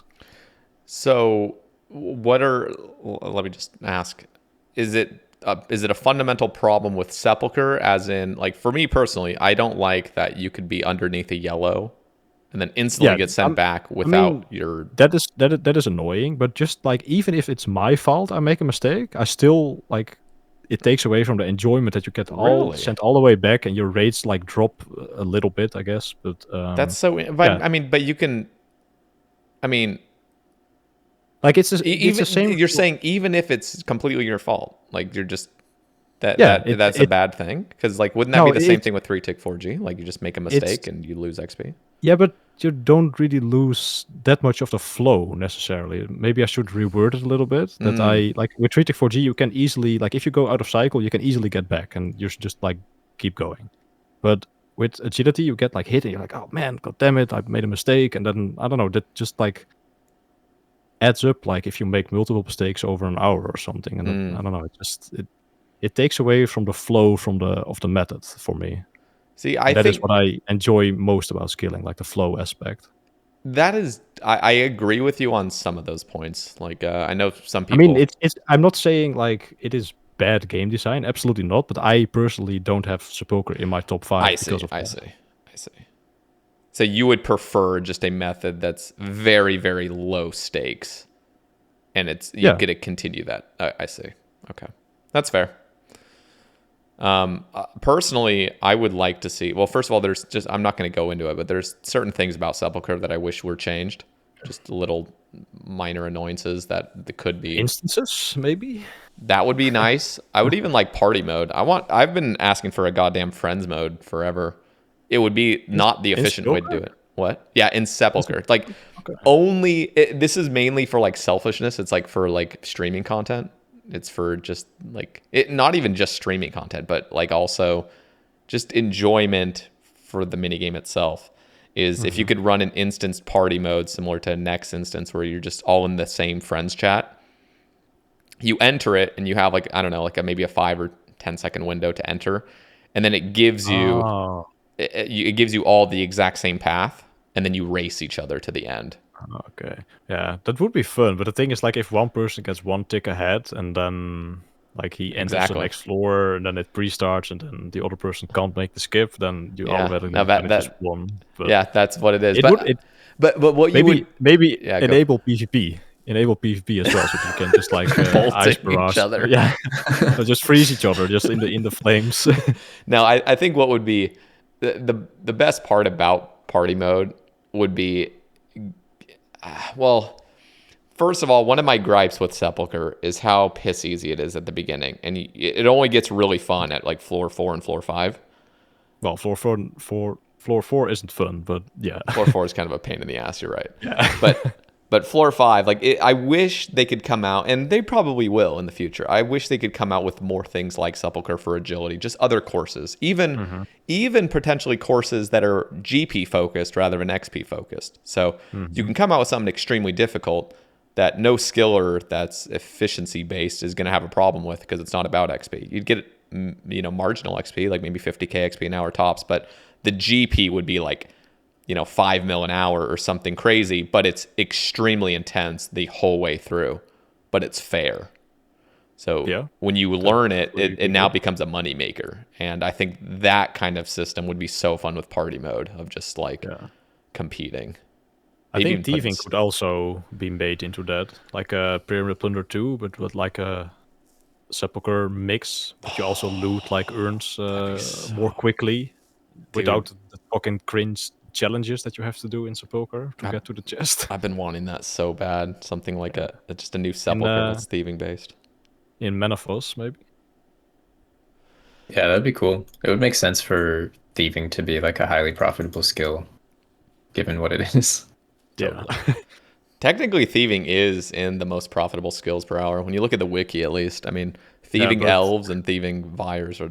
Yeah, that's not the best things to do, though. Oh, it's fucking horrible. Hell. It's the worst. it's the worst content, of course, is the best GP per hour. And it's just horrendous. All right. Noob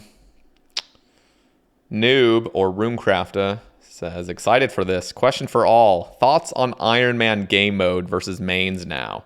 I hear back and forth that Ironman mode isn't what it was / mains are just as good because of collection log. Has the hype worn off? Do drop rates make the mode unsustainable? Lots of de-ironing late game. I'm going to link this as well so you guys can see it. I think the de-ironing is mainly happening because of the supply upkeep now, or I don't know. I don't really know that many endgame irons. But they're also like saying this as the main was like inferior to the Ironman. Yeah, they are saying that. Like, yeah, but I don't really agree with that. Yeah, it's totally subjective. Yeah, but the main perks of Iron Man that people thought were what made Iron Man better has now been completely leveled. So like, like collecting things was so cool for an Iron Man, but now you have collection logs, so it's like, okay, who the fuck cares about being an Iron Man now? I mean, if you enjoy getting your own resources, then you should still play an Iron Man, but I don't know. I find this a really strange question. Maybe you have some other insights, Scale Up. Yeah, I don't know. I mean, I think I kind of understand what they're talking about, but to me, the issue I see with Iron Man for quite a long time is that the sort of fundamental idea of gather and process your own resources hasn't really been the focal point of the game mode as much, because so much of the resource collection is just through combat drop tables rather than skilling. That's one of the big things that turns me off of Iron Man pay to play also, and one of the reasons I really like it in free to play. I don't know if that really answers the question. No, that's a good point. I don't think there is really an actual answer you can answer to this, but I agree with you. Like, I think that is what makes Iron Man so cool, is just like the self-sustainability and having to use different skills to gather resources and stuff. It is a shame that we've gotten to the point where You just kill a goddamn boss and get, 1,000 noted resources of something that would literally take you multiple hours to do, and you just get it in one kill. Do you think we'll ever see a nerf to the drop tables? Do you think it will ever happen? I don't think so. Probably not. I just don't see it. I just wish that skilling, like if you're gonna do it, like for example, if you're gonna chop yew trees, that is the best way. That is gonna be the most. That is gonna be the fastest way to get yews in an hour.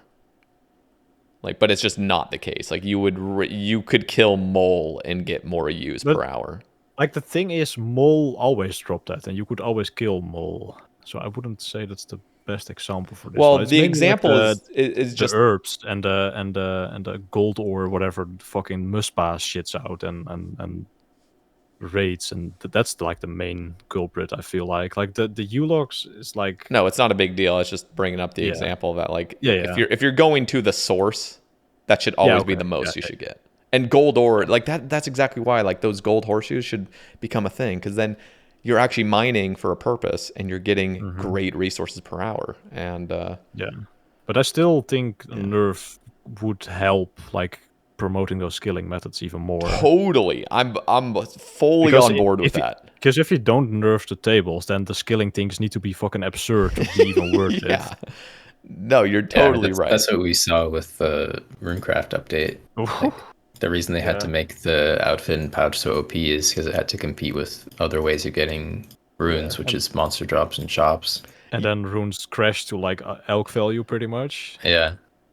I think the funniest thing, now there is, obviously I could argue with, maybe the balance of runes obtained from the Guardians of the Rift minigame, but the fact that people like unironically are mad about an RC minigame giving a lot of runes per hour is so fucking flawed. It's just so silly. Like, this is the one place runes should be given. Nerf it from everywhere else, basically. Like, why if you do literally, you can do one TOA, one run of Tombs of a Masket, get a cache of runes, get like 1,500 death runes. So now you basically just obtained like 4,000 death runes in one run. Like, what the fuck is going on? Like, this should be rune crafting. Like, it's stupid. Yeah, I think they made a huge mistake with the precedent of like giving a lot of loot roll or like a lot of valuable average loot rolls on boss drop tables. And this is something that I remember Hey Jay's talking about also. I think the God Wars dungeon drop tables were really well designed, and then a lot of the subsequent bosses they've added, they really went towards like the average loot will be really valuable, so it means a bunch of noted resources. And I really think that's a bad design. I think it'd be much better to just have like you barely recoup the cost of your supplies until you get the really rare expensive drop, and then the profit per hour on average is still the same, and it doesn't fuck up the economy as much. Yeah, totally. There's some ludicrous drop tables out there. I mean, even as early as Zulrah was the one that set the whole precedent. Zulrah was just absolutely busted on release, completely fucked Ironman, like so fucking insane. Bad. So bad. And the reasoning was like just trying to combat bots. That was the reasoning. That was the reasoning?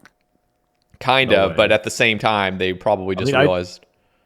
I don't know what the reasoning was, so you. They started giving like noted flax and shit like that, so that real players could like. But the thing is, they went so goddamn overboard. That they are so bad at balancing in general, like always. They just see it as like, this is our newest update. We need to make it fucking hype. So how can we make it hype? Just break the shit out of it, basically. That's hype. I mean, Wintertodt was hype as fuck on release because you're literally getting 12 Snapdragon seeds every goddamn crate. No way. Was it that OP?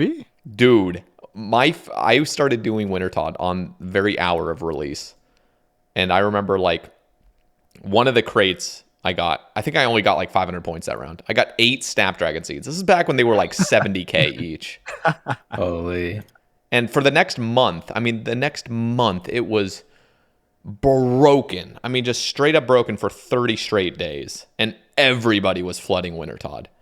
I mean, that's when Lelador and like a bunch of other Ironman went for like 200 mil as well. Just their banks were loaded after that. So you're getting basically EHP, because there wasn't even, I think there was Redwoods at that time. I can't remember. I think there was, yeah. But you're getting basically EHP. No way that there was Redwoods. I think Redwood there was. way later. No. Woodcut and Gold is way later than Wintertodt. Are you sure? Yeah. Fairly sure. I don't think so. I think Redwoods were a year before. Before? Yeah, I think they were before Wintertodt. I'll look it up. Okay, right yeah, now. please look it up, because now I'm... It was the same year. Wintertodt came out September of 2016. Redwoods were June of 2016. No way. Yeah, All right. yeah, okay. I'm washed. I'm Not washed. a year, I'm but washed. yeah. What? That's insane. Yeah. I remember Wintertodt being fucking Zaya release, I thought, but I guess not. No, it was later. Yeah. Huh? All right.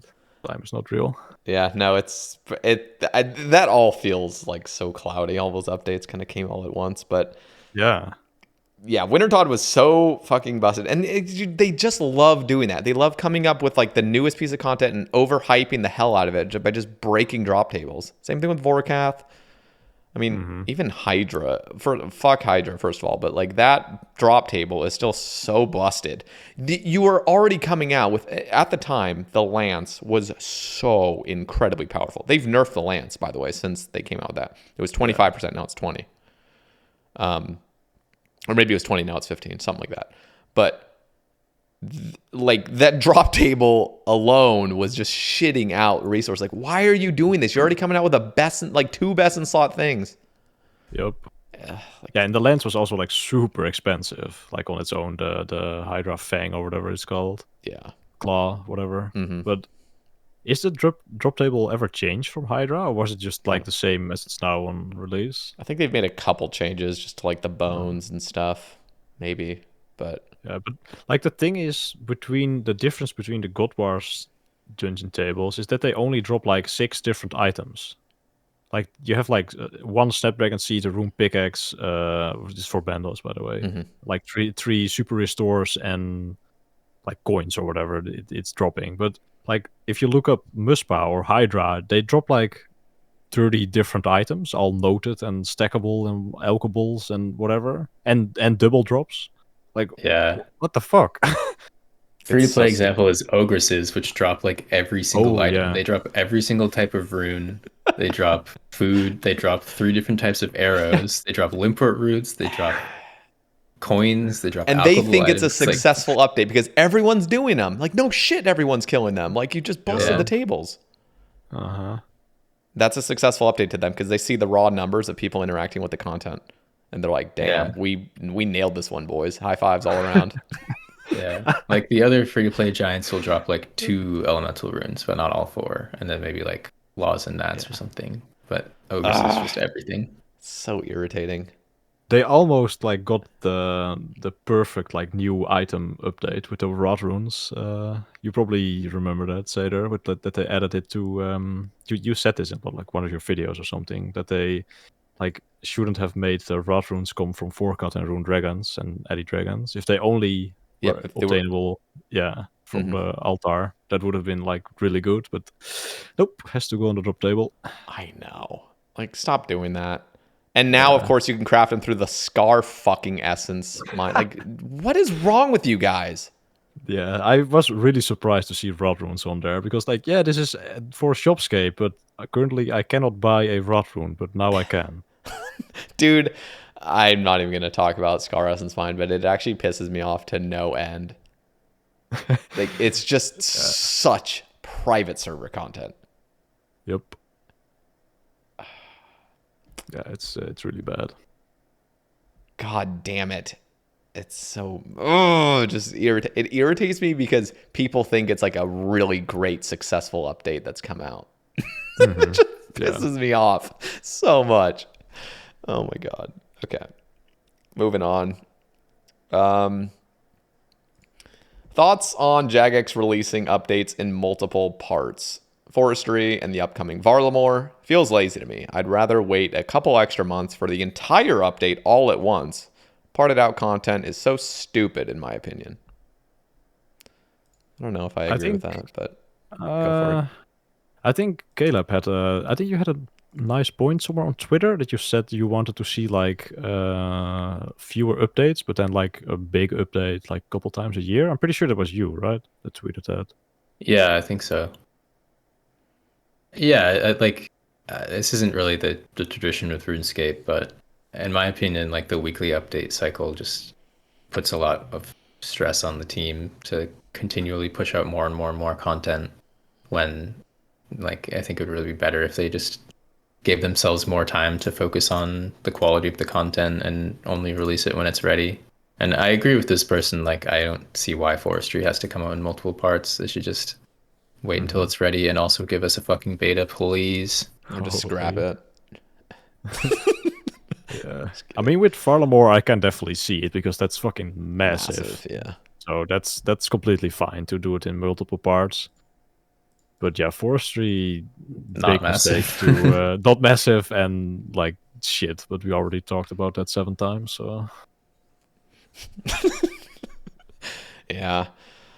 I don't know. I sometimes it's just I have to just understand, and I do understand, and I've been aware of this for years, but just letting go for the most part, and just trying to enjoy the game for what it becomes and what it is.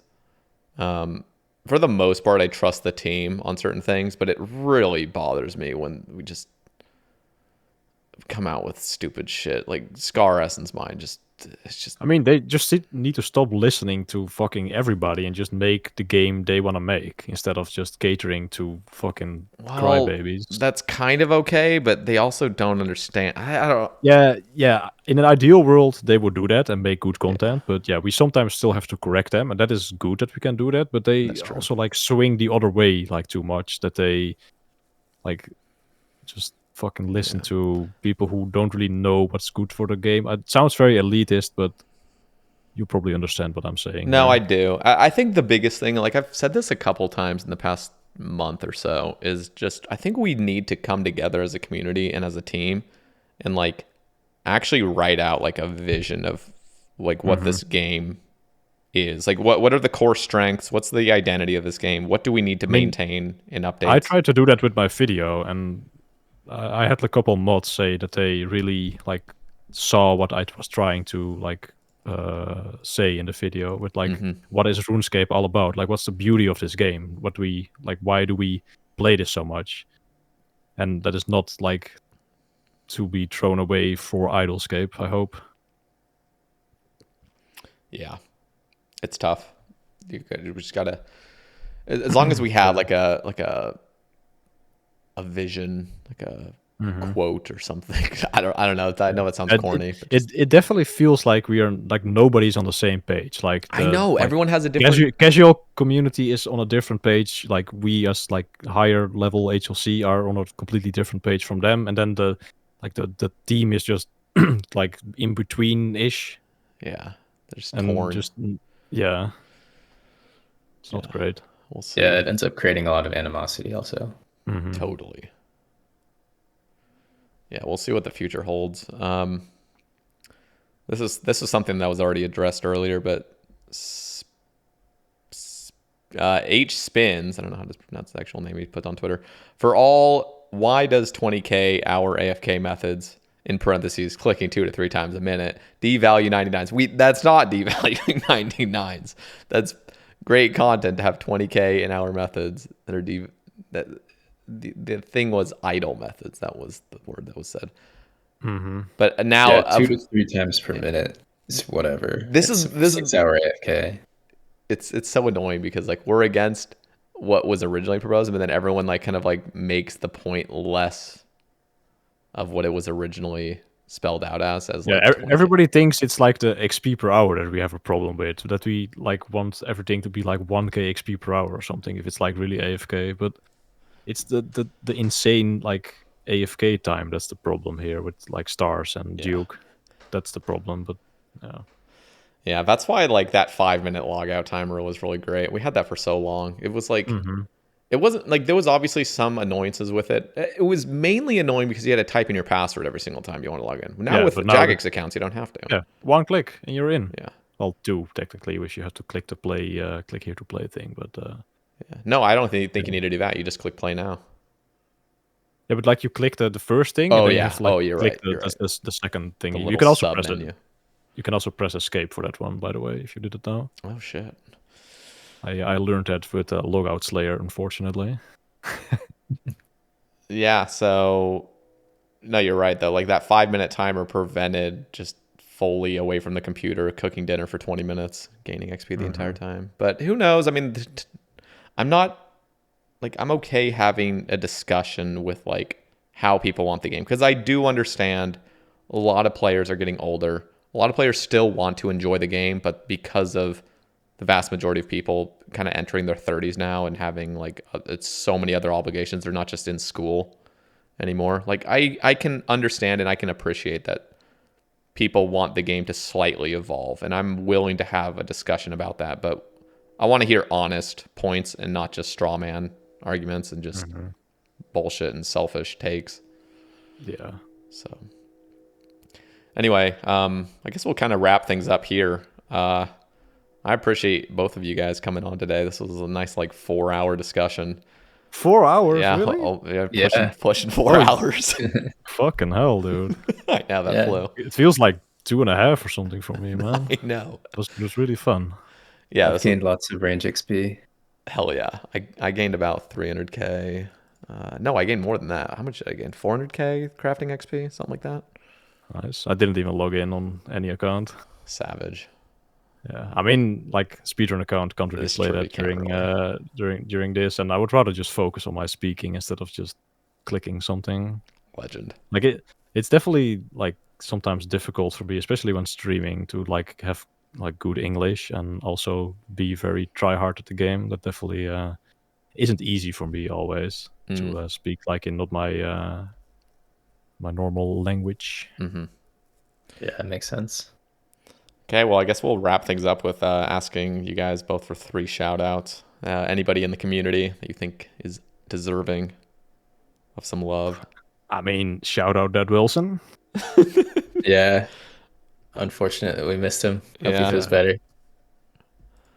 And I guess shout out Jeroen. He's number 4 of the Netherlands. He recently got 200 mil all. He's number 46, I think, to get it. So yeah, he's a good friend of mine. Shout out Jeroen.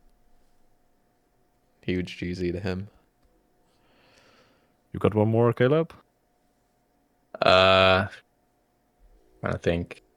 Shout out to UIM Iodine for streaming a lot of free to play. It's always nice to see more free to play players turn on their live streams. Nice. Let's see, do we have one more?